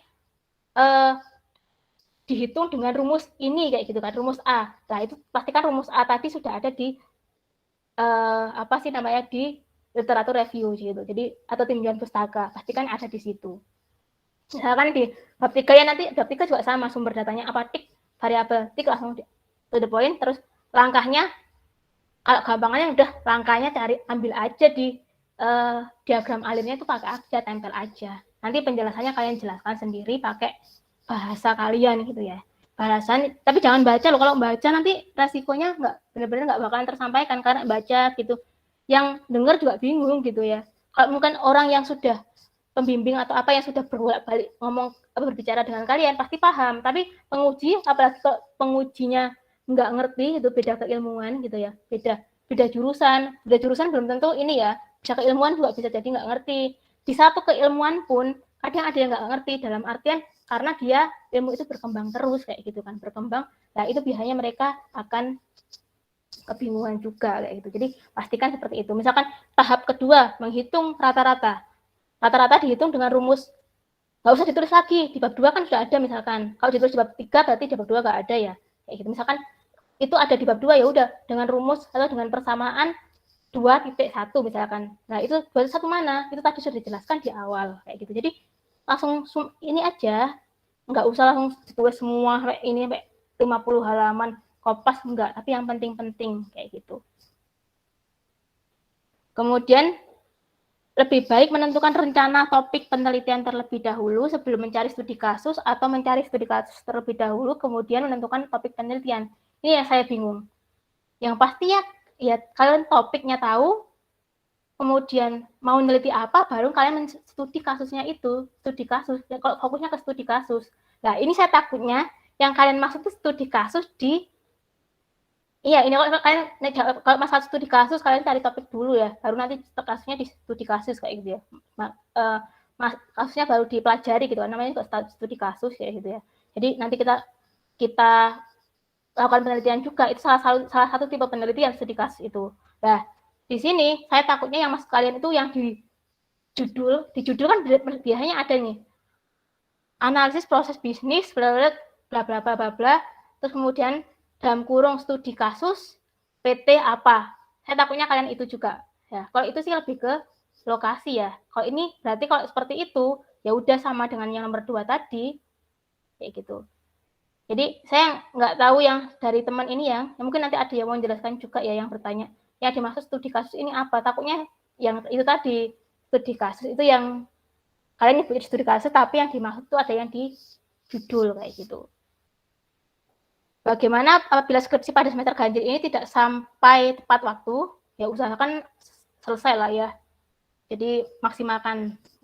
Apakah di semester genap masih boleh dilanjutkan lagi atau diulang untuk mencari judul baru? Kayak gitu. Kalau misalkan sudah nggak ada yang neliti lagi gitu, nggak ada yang publikasi yang sama, itu sebenarnya kalian masih aman loh. Masih aman. Jadi kalian bisa melanjutkan penelitian kalian yang lama. Tapi kalau misalkan sudah ada yang pakai dan mereka sudah dipublish, ya harapannya jangan gunakan itu, kalian harus berubah lagi judulnya. Itu sih harusnya loh ya, seharusnya ya. Kalau nggak gitu nanti kan kalian double kayak gitu. Makanya segera diselesaikan kalau ada penelitian. Harusnya seperti itu. Tapi kalau misalkan nggak ada ya sudah, yang ganjil tadi lanjutkan lagi ke genap aja, ke genapnya kayak gitu. Lanjutkan lagi ke semester genap. Kalau misalkan semester ganjil nih saya sudah proposal Bu, tapi saya belum hasil, ya sudah berarti kalian nggak usah proposal lagi lah, nanti hasilnya aja. Ya kan ikuti seminar hasil kayak gitu. Sama ini yo, kalau kalian molor itu takutnya ada perubahan sedikit itu dalam artian apa? Misalkan kalian mau meramalkan berapa periode ke depan kayak gitu kan dengan data yang ada. Nah, kalau nanti kalian molor, datanya itu pasti akan tambah lagi. Iya kan, misalkan kalian mau meramalkan, misalkan sekarang November gitu ya, kalian mau meramalkan, data yang kalian dapat itu sampai November, kalian mau meramalkan sampai bulan Juni misalkan, ternyata kalian molor sampai Agustus, apakah judul tadi masih bisa digunakan, penelitian tadi bisa digunakan gitu? Ya memang nggak ada yang meneliti, tapi sudah nggak sesuai lagi. Mau meramalkan beberapa periode ke depan gitu kan, itu datanya sudah ada kayak gitu. Jadi mau nggak mau kan harus nyari data lagi, ngubah dikit misalnya nggak banyak, tapi kalian harus ngolah lagi, kemudian dapat yang beberapa bulan ke depan kayak gitu. Jadi posisinya kan sekarang kalian udah nggak di bulan ini lagi gitu kan, nggak di bulan November lagi, udah di Agustus gitu kan. Waktu berjalan itu kan juga makan waktu ya, kan masih satu bulan 2 bulan lah masih oke lah, nanti berapa bulan lagi bisa diprediksi gitu ya, bisa diramal kayak gitu. Tapi kalau misalkan fokus kalian tadi bukan saya meramalkan ini beberapa bulan ke depan, tapi fokusnya lebih ke mana sih metode yang paling akurat gitu, yang paling bagus kayak gitu ya, nggak apa-apa pakai data lama, kalian membandingkan gitu ya. Walaupun data itu sudah pernah dipakai orang, pakai metode A, pakai data yang sama pun nggak apa-apa, karena tujuan kita membandingkan metode, mencari metode mana yang akurat dan paling cocok untuk kasus data yang ada di data yang kita yang mau kita teliti itu. Ya itu nggak harus update kayak gitu. Jadi misalkan ini aman, kalian ya udah nggak ada apa-apa, bisa digunakan lagi ya, nggak apa-apa, bisa dilanjutkan aja kayak gitu di semester berikutnya. Kalau misalkan sudah sempro ya udah, misalkan nggak usah sempro lagi, kalian tinggal hasil saja kayak gitu. Di waktunya kan tadi panjang ya, kalian bisa melakukan seminar langsung sidang kayak gitu. Segera hubungi dosen, Bapak Ibu dosen kayak gitu. Kemudian yang keenam, tugas akhir dilaksanakan semester berapa dan konsepnya seperti apa. Tadi sudah dijelaskan ya, kapan sih tugas akhir itu dilaksanakan, semester berapa, tadi sudah dijelaskan juga. Konsepnya seperti apa? Konsep apa ya ini ya? Ya kalau tugas akhir ya nanti kita sebenarnya kalau kita dikatakan penelitian sih nggak benar-benar penelitian yang riset gitu kan. Jadi sebenarnya kita adalah di sini kita menerapkan apa yang kita pelajari ke kasus real gitu kan, ke kasus yang nyata ini. Apa yang kita pelajari minimal ya, yang kita pelajari selama kuliah itu tadi kita terapkan di konsep ini. Dan itu ditulis dengan prosedur penulisan ilmiah dan prinsip ilmiah tadi, yang pasti seperti itu. Kemudian caranya seperti apa, tahapannya seperti apa, itu ada di di panduan ya. Jadi nanti pasti ada, kalau kalian di Monita itu ada yang namanya jadwal pelaksanaan apa, itu ada semua. Nanti di Monita kita bahas aja di Monitanya, urutannya ya seperti apa. Yang pasti nanti kalian langsung pastikan mau neliti apa gitu ya, langsung hubungi tugas dosennya, atau kalau kalian misalkan nggak ada ide, mungkin coba tanya ke Bapak Ibu dosen, mungkin ada ide kayak gitu, ada topik yang bisa diselesaikan, silahkan langsung tanya. Kemudian kalau sudah ada gitu kan, ya coba kalian langsung daftar di Monita. Nanti Bapak Ibu akan ngecek disetujui atau tidaknya. Kalau misalkan tadi udah ngomong duluan gitu ya, pasti nanti resikonya adalah disetujui. Baru nanti kalian kalau disetujui nanti kalian pengerjaan proposal, pas pengerjaan proposal nanti kalian akan melakukan pembimbingan proposal. Jadi memastikan proposal yang kalian kerjakan tadi sudah sesuai kayak gitu kan. Jadi udah ada masukan dari Bapak Ibu dosen kayak gitu, ada Bapak Ibu pembimbing, ada masukan salah ini, kurang ini. Tapi jangan fokus ke Bapak Ibu pembimbing ya. Jadi nanti kan dikoreksi gini-gini. Iya, tapi pastikan, kan pengennya tadi revisinya minor gitu kan. Ya pastikan benar-benar dicekin kayak gitu. Apalagi biasanya gini, ditandai sama Bapak Ibu dosen tulisan ini ya, bahasa Inggris ditulis miring. Satu yang dikoreksi cuma yang satu itu aja, yang lainnya enggak.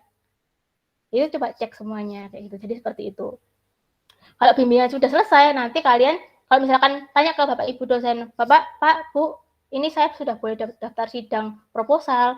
Ya, kalau sudah diperbolehkan, kalau diperbolehkan berarti Bapak Ibu dosen mengatakan itu layak gitu ya, layak, terus kalian langsung daftar. Setelah daftar nanti kalian akan dijadwalkan. Baru nanti kalian akan seminar proposal. Nah, pas seminar proposal nanti kalian akan proposal kalian, penelitian kalian itu akan dievaluasi oleh banyak orang kayak gitu.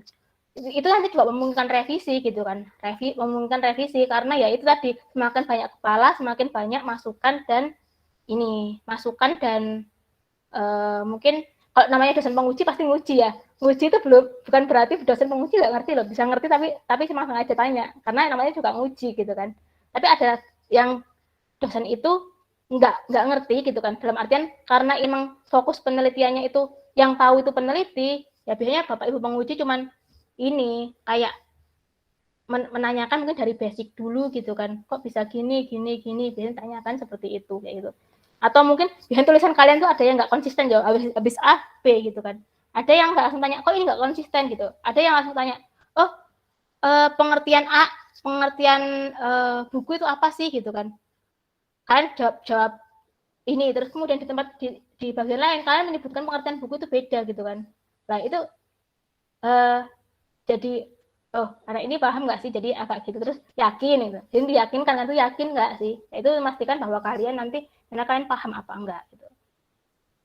Jadi tapi bapak ibu penguji nggak bakalan ubah obrak-abrik benar-benar obrak-abrik penelitian kalian, itu haknya pembimbing gitu kan, hak pembimbing. Kita hanya menguji, mungkin dari saat kita menguji ada sesuatu yang kalian memang benar-benar nggak nggak terpikirkan lah, bisa jadi nih, tapi nggak mungkin Bu diselesaikan ini lah, bisa nanti ditambahkan pas saran kayak gitu bisa. Jadi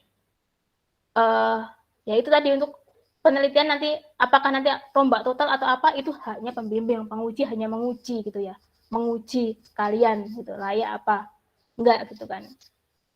Dan kalau kalian misalkan yakin ya bilang, ngomongnya yakin gitu, dengan yakin ya, maksudnya kadang kan pembimbing gitu kan ada yang tanya berkali-kali gitu kan, kalian yakin, habis itu kadang-kadang kalian terus enggak gitu ya, mungkin nanti dibantu pembimbing gitu kan, tapi pembimbing itu membantu ya saya tahu pasti pembimbingnya ngerti, tapi yang penelitian kan mahasiswanya bukan pembimbingnya kayak gitu. Jadi ya itu memastikan. Dan bukan berarti ya misalkan kalian, loh saya kok dicecer terus sama ibu ini Bu, saya kok tanya terus di ini, berarti kan saya nilainya belum tentu gitu, belum tentu ya, bisa jadi yang nggak saya tanya gitu kan, nggak yang penguji tanya sama sekali, bisa jadi itu malah nggak bagus juga, bisa jadi seperti itu. Yang misalkan nih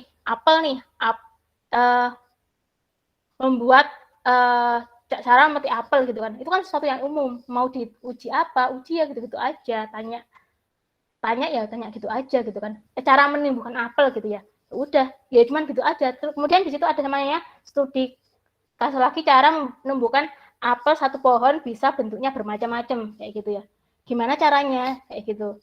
Nah mungkin itu yang hal asing, pasti penguji bakalan tanya macam-macam kan, kayak yang ditanyakan itu resikonya seperti itu kayak gitu. Jadi belum tentu yang ditanyain buahnya itu dia pasti nilainya jelek juga, belum tentu kayak gitu.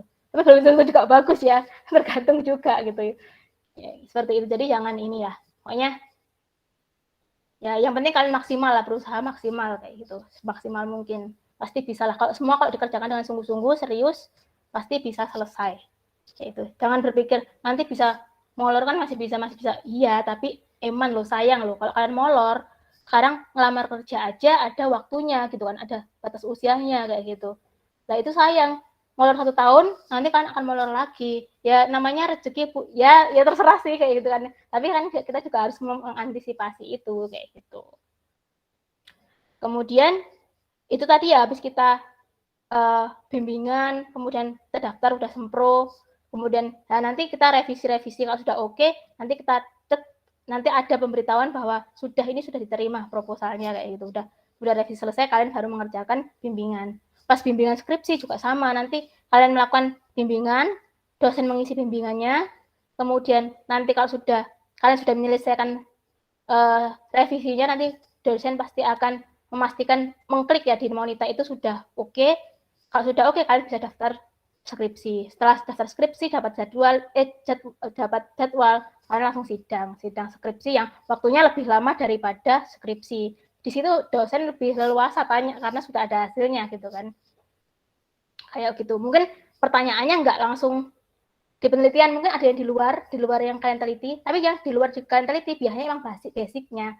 Karena lulusan S1 emang salah satunya adalah harapannya adalah menguasai konsep materi yang dipelajari selama S1 tadi kayak gitu. Bisa jadi sebenarnya nggak di luar tapi dia berkaitan gitu kan, karena itu basicnya kayak gitu, seperti itu. Baru kalau sudah ya sudah, kalau udah misalkan minta ada sidang ulang ya kalian sidang ulang. Sidang ulang belum tentu ini ya, belum tentu pada dasarnya sidang ulang itu belum tentu kalian lulus ya itu. Kalau nanti kalian sidang ulang nggak niat tetap gini atau mungkin langsung hilang orangnya gitu ya percuma, nanti nggak lulus juga gitu kan. Jangan ikuti saja gitu, ikuti aja. Misalkan sidang ulang ya sidang ulang, terus habis itu sudah kalau udah selesai ya nanti tunggu aja hasilnya seperti apa gitu. Apakah nanti kalian dinyatakan lulus atau tidak kayak gitu ya, itu nanti mungkin secara tulis ini penelitian sudah lulus gitu ya, tapi kalau administrasinya kalian kalian nggak selesai, misalkan skemnya belum terpenuhi, bahasa asingnya belum terpenuhi, kemudian nanti ada skem bahasa asing,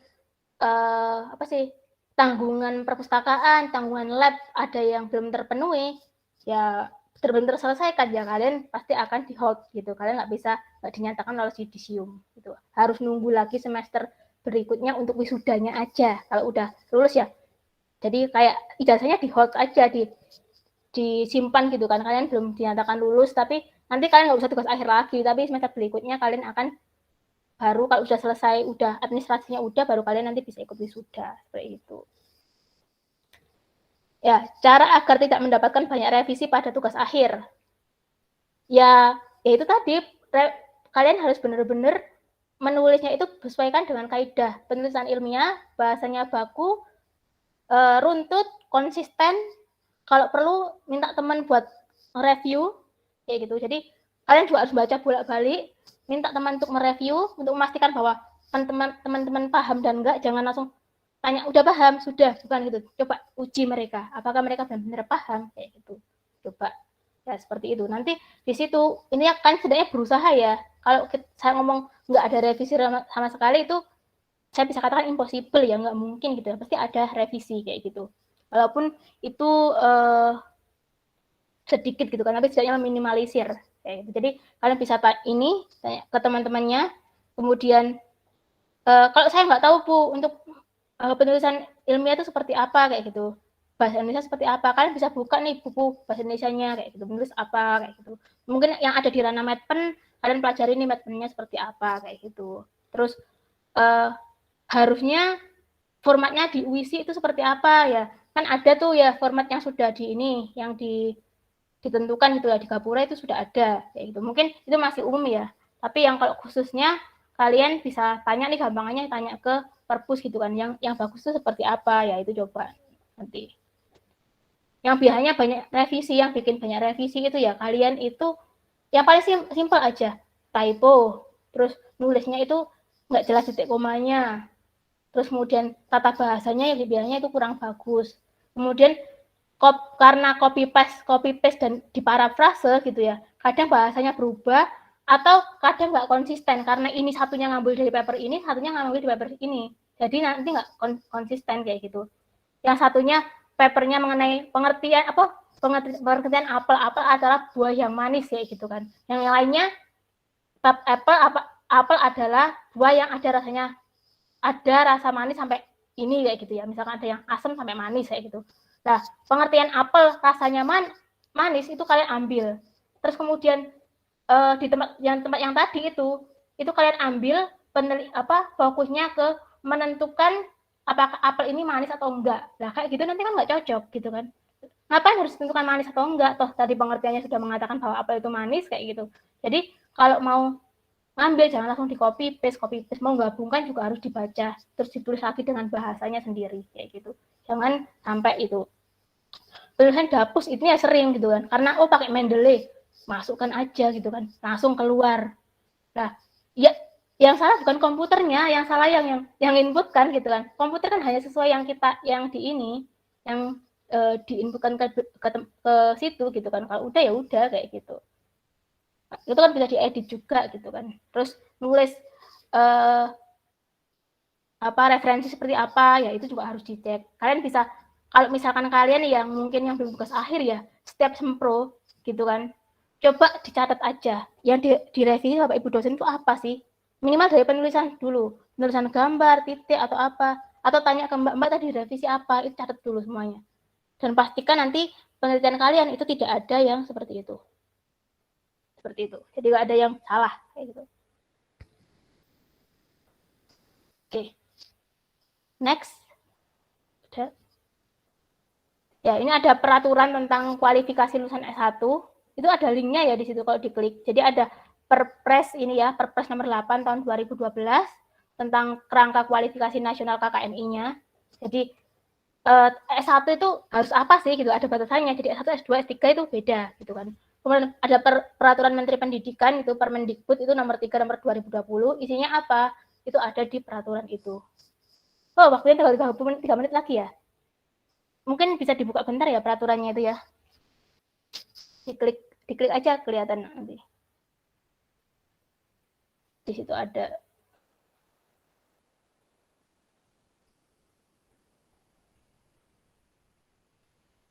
Nah, itu langsung ke bawah lagi. Nah, itu yang di bagian ini bawah. Bentar.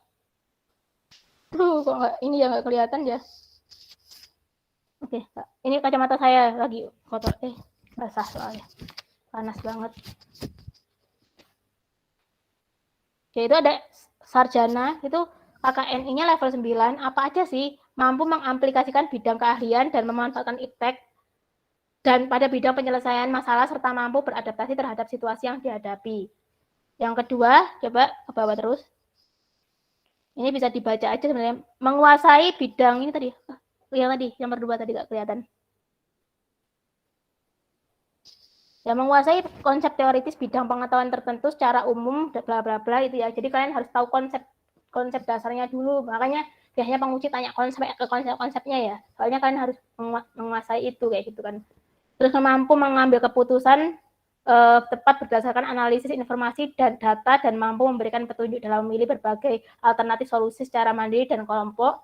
Yaitu nanti bagaimana kalian menganalisis datanya itu seperti apa, kalian dapatkan informasinya seperti apa. Itu nanti kan di situ yang diuji gitu ya, diujikan. Kemudian yang 4, bertanggung jawab pada pekerjaan sendiri dan dapat diberi tanggung jawab, bawah lagi, agak ke bawah, jawab, oke, bertanggung jawab atas pencapaian hasil kerja organisasi kayak gitu. Jadi ya itu tadi, semua penelitian yang akan lakukan itu harus bisa dipertanggungjawabkan kayak gitu. Jadi jangan sampai itu sesuatu yang apa ya, yang kalian asal aja gitu kan. Apalagi tadi bilang nggak berupa fakta ya, itu tadi juga berpengaruh juga. Ya tadi untuk Permendikbud itu sebenarnya hampir mirip juga, mampu menerapkan pemikiran logis, kritis, sistematis dan inovatif. Ya, jadi kalian nanti kan harus sistematis, harus ini kan, harus sesuai ngomongnya seperti apa. Nah itu nanti semua masuk ke penilaian-penilaian itu kayak gitu. Mungkin langsung aja ke Monita ya. Biar nggak lama-lama, waktunya udah ini mepet lagi.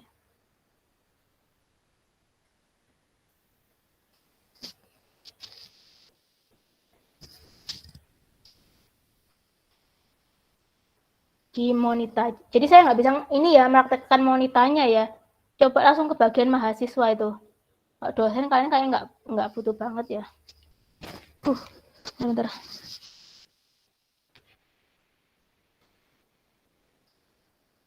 Langsung user role mahasiswa gitu ada.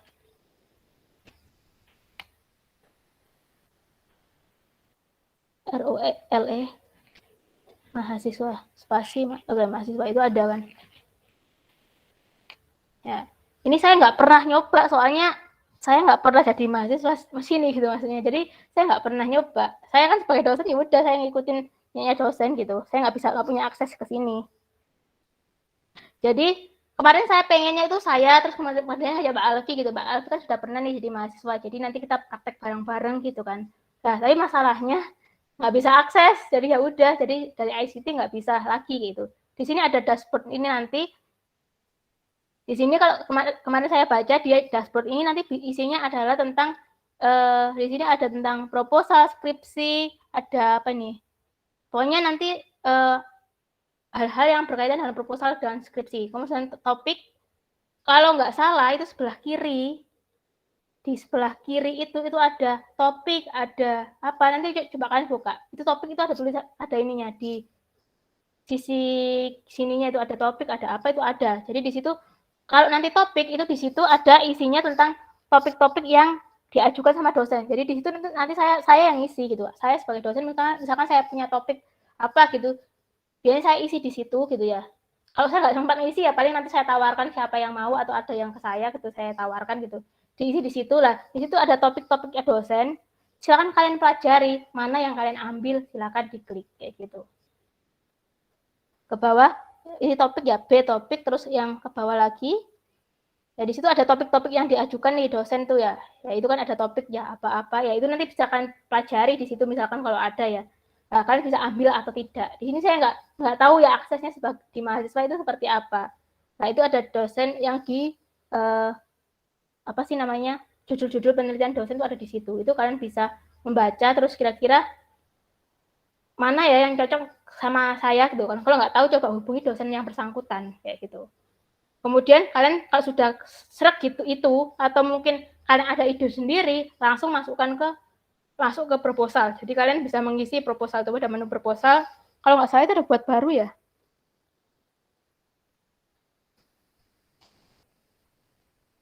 Coba yang ke bawah itu riwayat proposal itu ada buat proposal kan ya. Ya, itu buat proposal, terus itu ada agak dibesarin, kecil banget ya. Ya, itu proposal, kemudian di sini ada buat menu proposal hanya akan muncul ketika mahasiswa tersebut tidak memiliki proposal dan tidak ada. Oh, jadi dia hanya muncul kalau kalian udah ngambil yang tadi yang topik di atas tadi harusnya ini udah nggak muncul lagi, udah kalian ambil. Kalau di sini kalian belum ada proposalnya, kalian bisa mengajukan. Di situ nanti disuruh ngisi, biasanya diisi abstraknya ya biasanya. Kalau di saya munculnya dulu sama abstrak. Jadi diisi abstraknya apa, terus judulnya apa di situ ke bawah. Ke bawah lagi. Oke, lanjutnya terus ada nggak ya itu lagi ya ke bawah. Nah di situ ya ini kan jadi isi apa idenya tugas akhirnya punya kalian itu seperti apa, diisi di situ kayak gitu.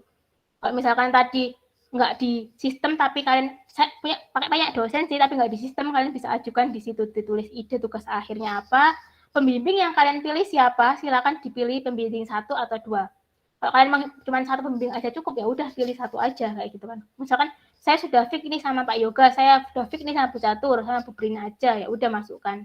Kalau misalkan belum fix gitu ya, tapi belum ngomong lagi ya udah masukkan pembimbing 1 sama 2 itu siapa. Mana yang menyetujui itu nanti yang akan jadi dosen pembimbing kalian kayak gitu. Terus ke bawah lagi. Nah, itu nanti ada proposalnya ya, proposal, kemudian ada detail proposal ya, jadi ada detail proposalnya. Oke, ke bawah lagi.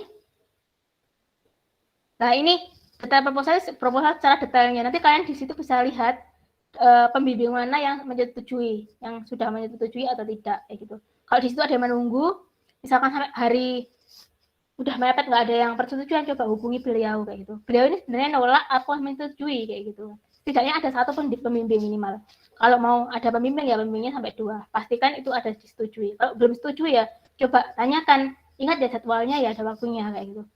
Coba tanyakan, Bu, mohon dengan bahasa yang sopan, Bu, apa namanya? Proposal saya belum disetujui, waktunya bla bla bla, bilang kayak gitu. Mohon untuk disetujui jika Bapak Ibu menyetujui proposal saya, misalkan seperti itu. Jangan disodor langsung, Bu minta disetujui gitu kan. Ya kalau setuju, kalau enggak gitu kan. Jadi kalau misalkan setuju dengan ide saya, minta tolong untuk disetujui, kalau tidak ya bisa ditolak kayak gitu kan. Seperti itu. Nanti kalau udah disetujui, ini yang mantau harus mahasiswa loh ya, jangan lo udah telat Bu, bisa diperpanjang lagi enggak? Duh itu yang kita harus ngopi lagi, rame lagi gitu kan. Jadi sekarang jangan sampai gitu lagi kayak gitu. Jadi itu kelihatannya disetujui apa tidaknya. Terus ke bawah lagi.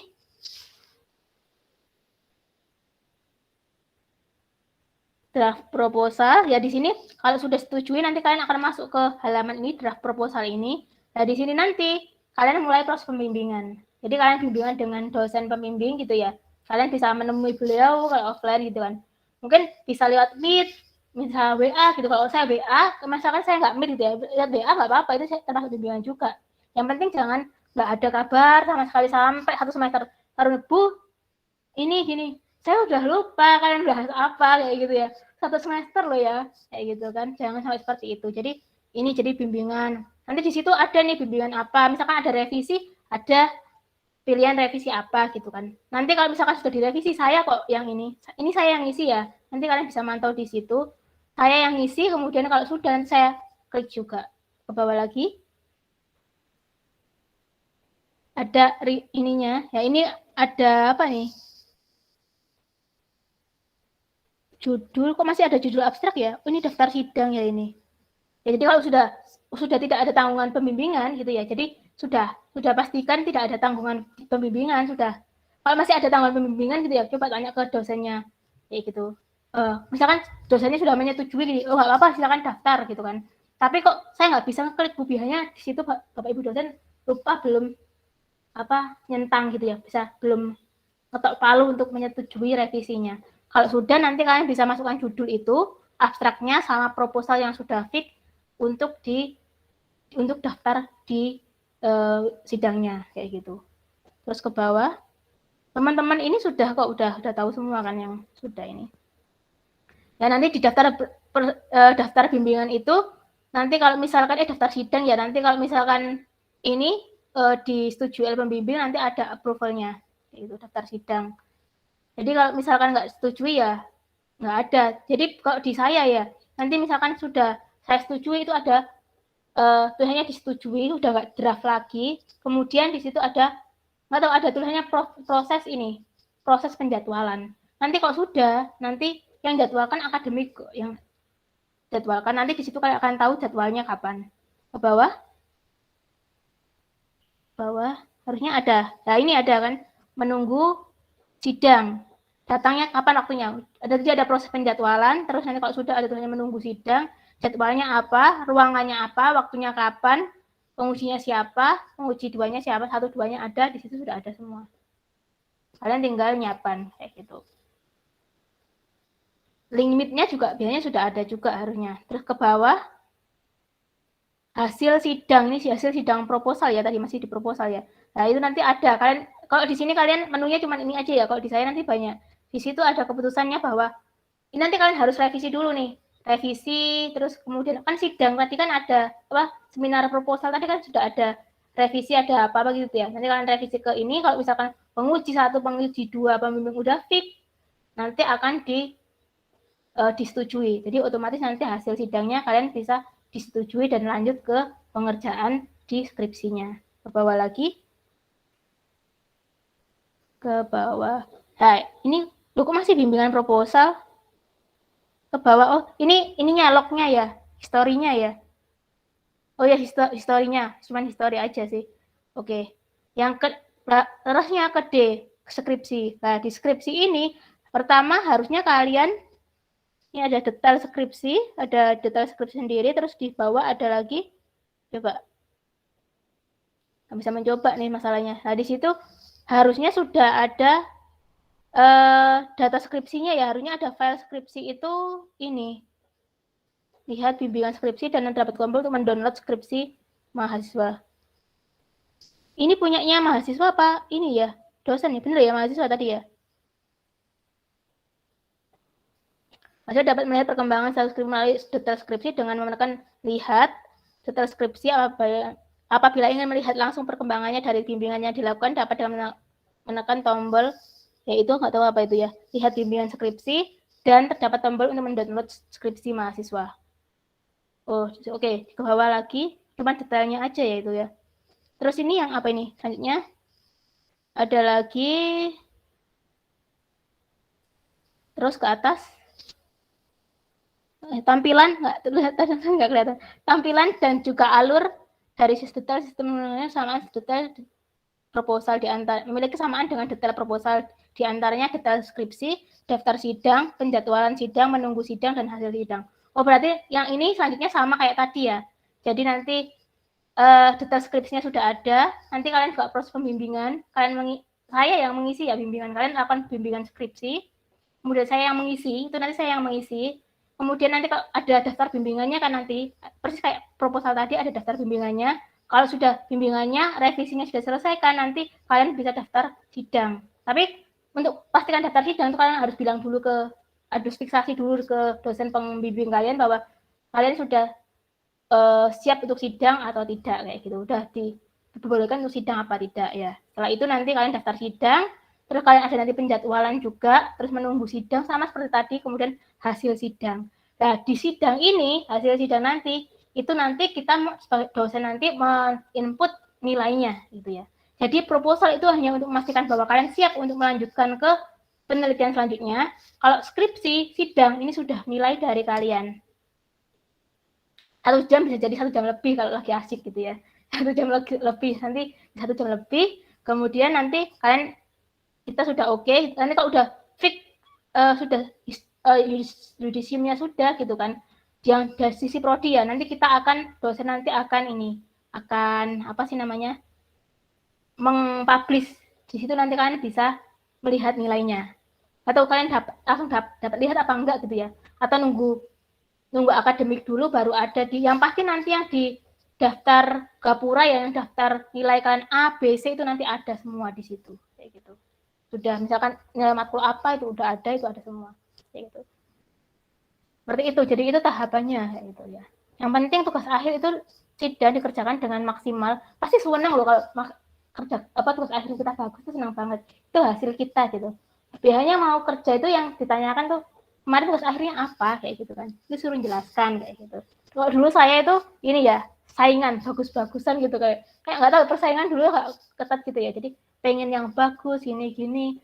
Dulu saya satu dosen pembimbing itu yang lulus itu cuma saya aja, karena dosen pembimbing saya dulu adalah wakil rektor 4 dan beliau sibuk banget, belum ada bimbingan udah ke Afrika, udah ke Jakarta, kemana tuh.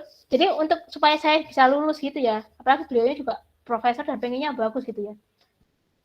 Cara saya adalah saya coba merevisi, memperbaiki apa proposal saya supaya bagus. Jadi nanti beliau udah nggak harus ingin bolak-balik gitu ya. Jadi benar-benar ini. Terus misalkan saya juga harus mengantisipasi nih, kalau beliau nggak setuju di sini, saya harus mengajukan ini gitu. Jadi tinggal kitanya gimana kayak gitu kan. Itu kayaknya dosen USI nggak ada yang seperti itu gitu, nggak sesibuk itu gitu ya.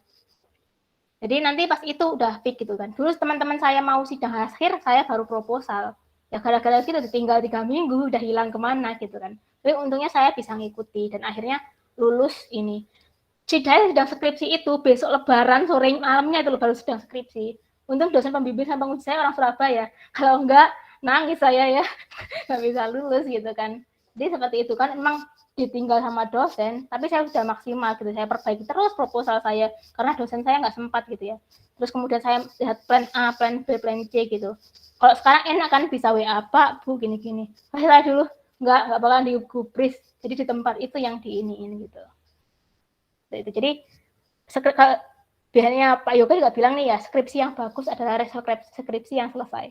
Kalau yang nggak selesai berarti nggak bagus gitu ya. Jadi harapannya benar-benar maksimal pas skripsi, ya dihadapi saja ya, memang seperti itu kayak gitu ya. Dan kalau nanti nilainya bagus itu akan bagus, soalnya 6 SKS.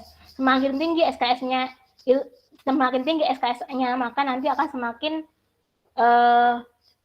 mengangkat juga nilainya gitu kan. Kalau nilainya bagus, kalau misalkan nilainya jelek akan menjatuhkan juga gitu nilainya. Oke, itu tadi ya dari penyampaian saya ya, yang panjang kali lebar, nggak sampai kali tinggi ya. Kalau kali tingginya nanti pas kuliah Medpen aja, nanti kita belajar nih. Nanti kan Medpen kan setelah ini kan kita bahas mengenai penulisan ya, proposalnya ya gitu. Ya beda lagi yang Medpennya bareng sama skripsi ya itu kan keputusan kalian ya, mau skripsinya kapan kayak gitu. Oke.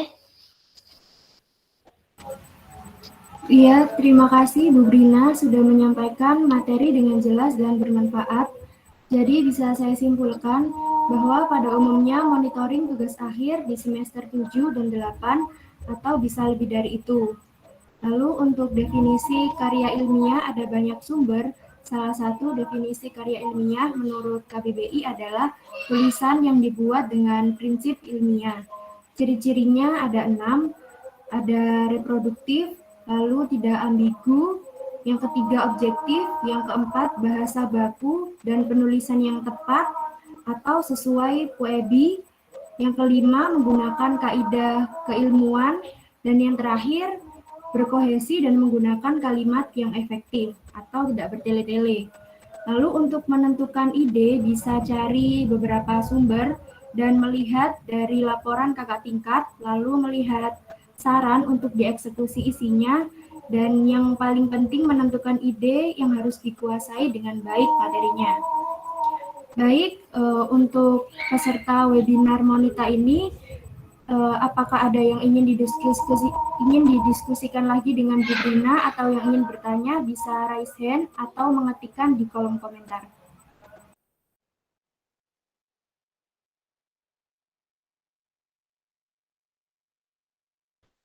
Ayo silakan ya, mumpung gratis ya.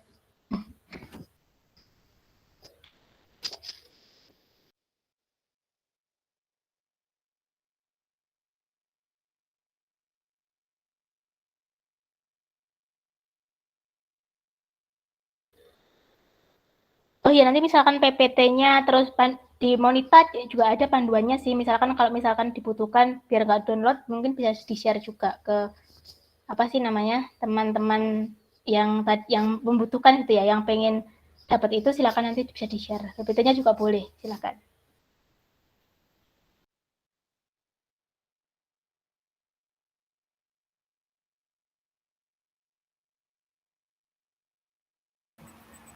Saya reminder lagi untuk peserta yang ingin bertanya bisa raise hand terlebih dahulu atau menuliskan di kolom komentar.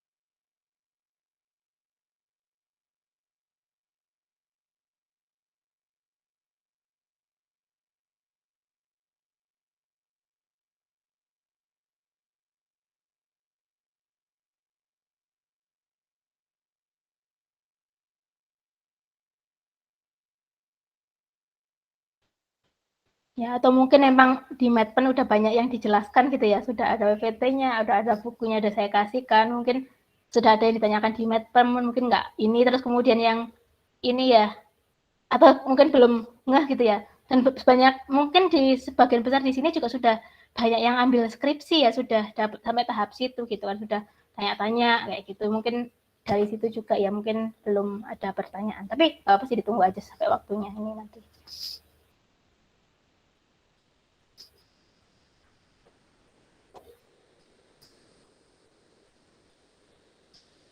Ya, skripsi itu dijalani ya sambil menunggu teman-teman ya. Jadi skripsi itu ya dijalani, dilakukan semaksimal mungkin. Terus kemudian ya jangan maksudnya kalau skrip sidang atau apa, misalkan saya nggak bisa jawab Bu sampai ini, jangan takut dulu, biasanya gitu mahasiswa itu takut gini Bu ini Bu dosen ini keren gitu kan, Bu dosen ini terus apa gitu, jangan dibayangkan gitu. Kadang ya dosen yang keren tuh ada nilainya bagus, kadang belum tentu juga sih, tapi semuanya belum tentu, tapi biasanya nilainya bagus. Jadi dosen yang baik, santai, tiba-tiba nilainya deng, HP, itu ada yang seperti itu. Kayak gitu. Jadi ya jangan ini, terus jangan panggil lu tadi saya nggak bisa jawab ini, nggak ini apa ini ya, terus teman saya tadi nilai bisa jawab semua, ceritanya gini, terus kalian low gitu, janganlah. Maksudnya gini ya, kita itu nggak mandang kalian ya harapannya bisa menjawab gitu ya. Tapi ya tadi saya bilang, penelitian lebih bagus, maksudnya yang lebih susah gitu ya, sama yang penelitian lebih mudah, ya pasti yang mudah itu dia akan lebih mudah gitu menjawab. Yang susah dia akan, apalagi itu baru gitu ya, kalian belajar ya mesti resikonya kalian bahkan nggak ngerti sama sekali, bahkan bingung gitu. Tapi dosen atau penguji pasti mempertimbangkan itu juga kok gitu ya. Ya wajar dia nggak paham kayak gitu, maksudnya ini dia juga baru belajar gitu kan. Tapi bukan berarti nanti kalau wajar jadi santai aja ya, enggak, tapi itu ada nilainya sendiri gitu. Saya juga nggak bakalan ini gitu. Dan sama saya jangan sampai takut sama saya gitu. Takutnya karena saya ini ya kalau meet gitu kan suaranya doang yang kelihatan, suaranya kan deng gitu kan. Terus jangan takut lah di ini. Insya Allah dosen UISI enak, siswa sistem informasi UISI ya, insya Allah dosennya sabar-sabar sih, enak, nggak sampai segitunya juga kayak gitu. Dulu saya pernah malah pembimbing sama penguji itu ini, jadi menurut saya sih harusnya penguji itu nggak hanya memberikan arahan gini terus gitu, nguji mungkin nggak setuju boleh gitu ya, tapi nggak boleh ngobrak-abrik penelitian ini. Misalkan pembimbing nggak setuju ya nggak boleh ngobrak-abrik gitu kan, maksudnya saya nggak mau terima, pokoknya kalau nggak begini saya nggak terima. Saya dulu pernah seperti itu, akhirnya ya apa, sama pembimbing saya ya sudah, sama ibu itu ganti yang sesuai keinginannya, tapi aslinya nggak usah gitu. Jadi buat itu aja dikasihkan ke beliau, sudah dikasih terus udah dituruti gitu kan. Tapi aslinya di apa sih namanya, di penelitian yang aslinya itu nggak sesuai yang itu diminta sama bu penguji tadi gitu kan, seperti itu. Jadi ya sama kayak yang awal tadi gitu kan.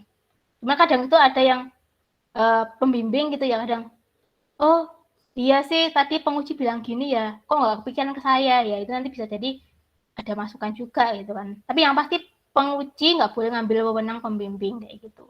Menguji hanya menguji gitu kan. Harusnya menguji, tapi biasanya masih bertanya juga, bertanya yang memang hanya peneliti yang tahu kayak gitu, seperti itu. Jadi ya seperti itulah. Jadi pembimbing ya pembimbing, penguji ya penguji. Kalau dulu saya pembimbing itu sekaligus penguji malah. Jadi pengujinya 2, pembimbingnya 1 kan. Tapi pas apa sih namanya, pas sidang lo ikut nguji juga ya deng. Jadi waduh, tambah udah tahu kelemahannya, ikut nguji, waduh ini apaan gitu. Tapi ya nggak apa-apa sih, jawab aja sebisa ini ya. Yang penting kita gini, kita yakin gitu ya, yakin dengan jawaban kita. Kalau misalkan ada masukan ini ya ini kayak gitu. Kadang ada dosen juga yang secara nggak langsung tuh kayak, hah? Ya kayak ini ulang balik, soalnya beliau pengen meyakinkan bener nggak sih gitu kan. Takutnya habis ngomong A ganti B, ganti C. Lah kayak gitu kan dosen ragu apakah bisa apa enggak kayak gitu. Oke. Iya, sepertinya tidak ada yang bertanya, Bu. Mungkin bisa saya cukupkan. Iya, oke, silakan. Kalau misalkan nggak ada yang ditanyakan. Baik, untuk acara webinar pada hari ini sudah selesai. Saya ucapkan terima kasih kepada Bu Brina dan selaku pemateri dan juga peserta yang mengikuti webinar. Saya selaku moderator pamit undur diri dan meminta maaf yang sebesar-besarnya apabila ada salah kata atau perbuatan. Sekian, terima kasih. Saya kembalikan lagi ke MC. Wassalamualaikum warahmatullahi wabarakatuh. Waalaikumsalam warahmatullahi wabarakatuh. Iya, sama-sama. Oke, terima kasih Kak Anggun. Nggak kerasa ya teman-teman, kita udah ada di penghujung acara. Tapi sebelum itu mungkin buat teman-teman yang belum on cam, bisa on cam dahulu, karena kita akan ada sesi foto bersama.